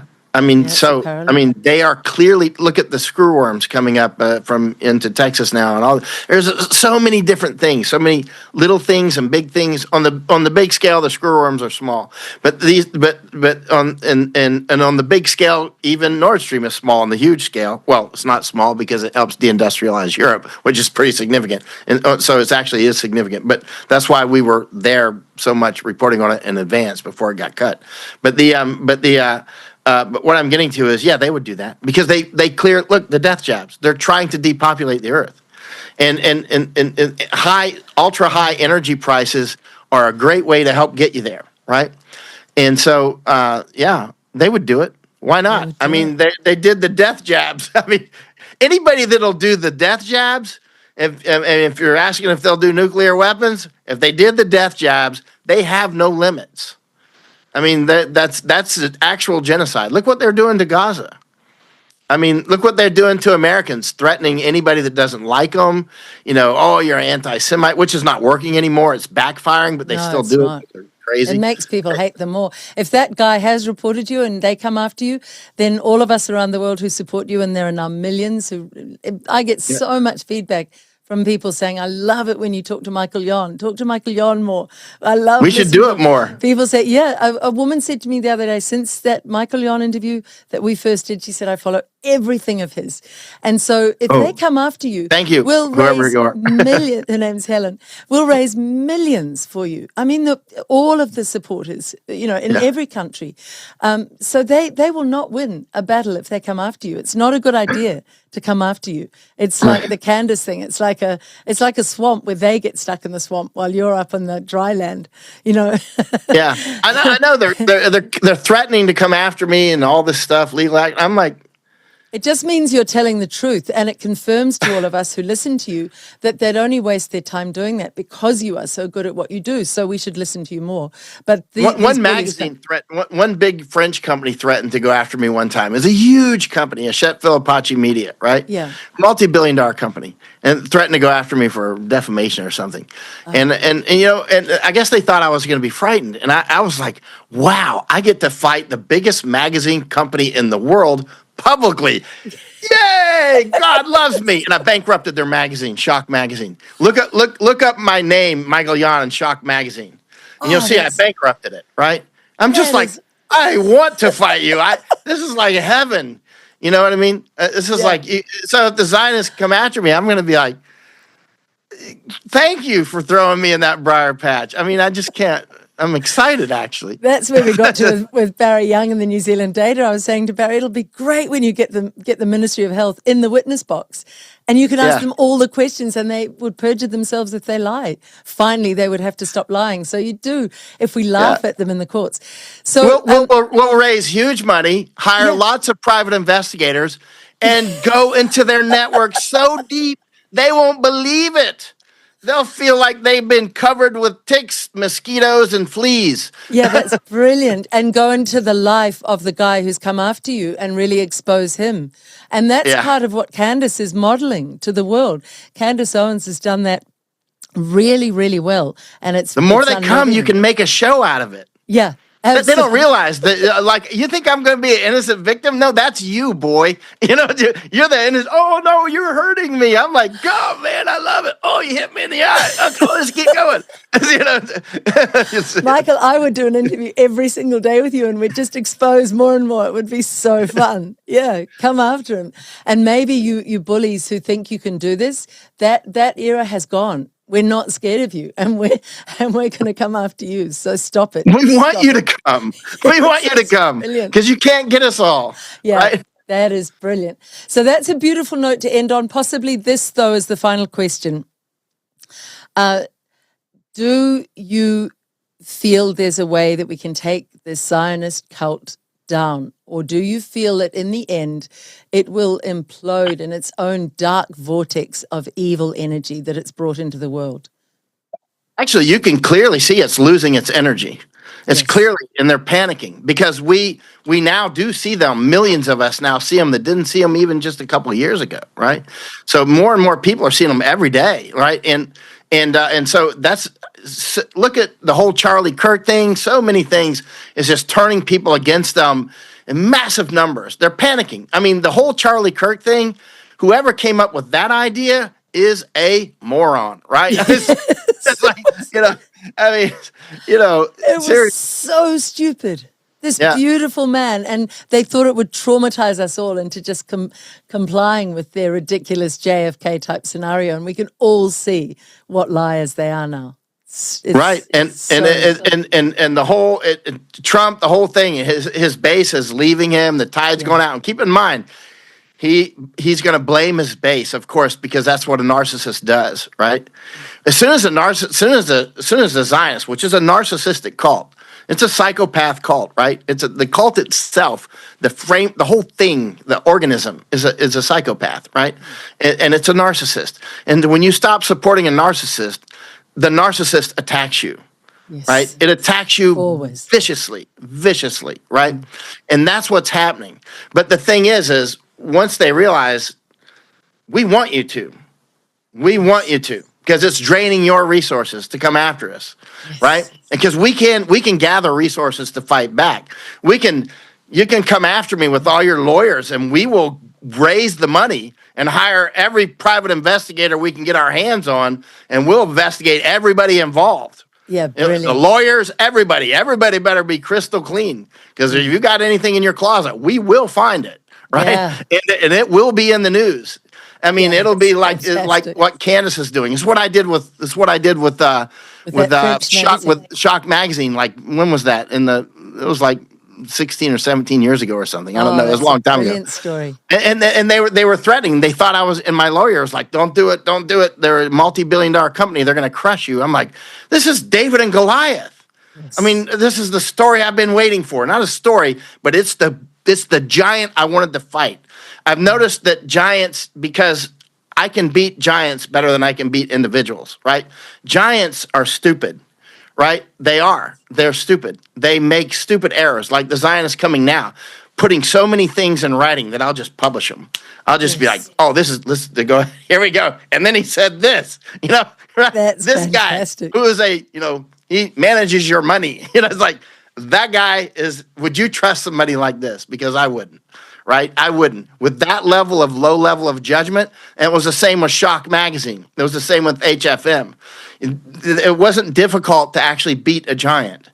But the thing is the loud thumbing of their footsteps, boom, boom, boom, are quite frightening. But then, you actually, once you learn how to fight them and you're not afraid to actually go heads up on them like David did, it's funny when Brett Weinstein went on with Jordan Peterson, who was from that ecosystem. Jordan was from Daily Wire, right? And because I took Brett down into the Darien Gap, and he actually said that I was acting as David's eyes, right? And which is true. That was a very nice compliment, which I thank Dr. Weinstein for doing. And that is how I operate. I'm basically David's eyes, and sometimes I'm David, right? I've fought a lot of big entities over time. Actually, if that guy did any homework at all, he'd realize that I live for a fight like that. I want it. I don't get enough of them. I mean, it's like nutrition. I think we should clip this bit, because this would give thousands, millions of people who see it just such a shot of courage. It is, and you've always said something that's beautiful to end on. You've always said courage. Say what you say about courage. Oh, courage is contagious. Yes. So, and people see courage and they become more courageous, and it makes our group more courageous. Yeah. And what that evil set of Zionists counts on is that we'll all cow down to them because they can shout, "You're an anti-Semite!" in that long finger they have. They got this long finger. They always wave that finger. They wave the finger so hard you're afraid it's going to hit you in the eye or something. You know what I mean? Finally, you just want to snap it off and feed it to a dog. It's like ah! It's like. And that scares a lot of people. But finally, when they realize, hey, it's put up or shut up time, man, behind the curtain. You know what I mean? And that's what they're afraid of, is that we will pull the curtain back, and we have. It's over. People can see it.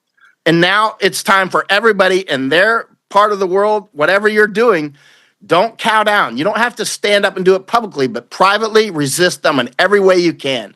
And that might mean feeding information to people. That might mean, if you're inside of their ecosystem, it might mean not doing things that would, it might mean do things or not do things, whichever trips them up. Just do it or don't do it, right? Stay within the law, of course, but don't bow down.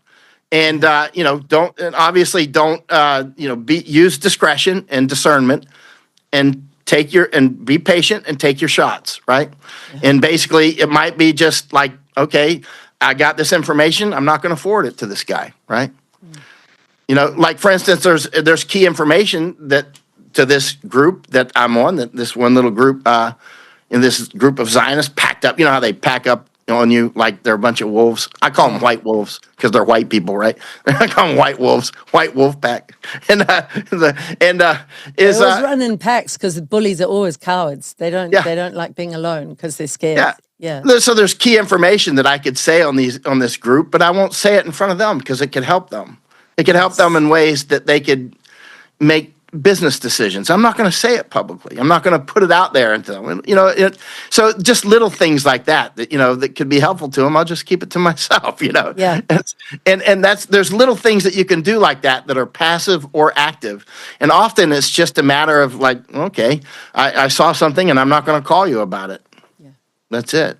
And when you said before, take your shots, it wasn't taking the bioweapon shots, which always leads us back to, I think that is such a good note to end on.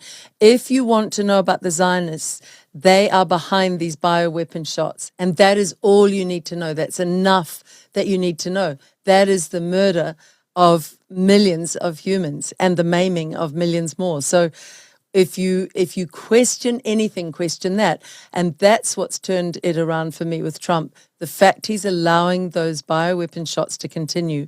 Allowing and pushing. And pushing. It's the and death benefiting, knell. Financially benefiting. It's the death knell. You cannot support someone who continues to support maiming and murdering of other human beings. It shows him for what he is. And it was hard for me to accept that, Michael, because I wanted to believe he would turn the world around. I did. I wanted to believe he would be the good guy riding in on the white horse. He is not. And we end there because people need to really wake up to that. But let's talk again soon. I love talking with you. Let's do it. Yon. Yeah, thank you. From Japan next time. Yeah. Love Bye, you. Liz. Thank you.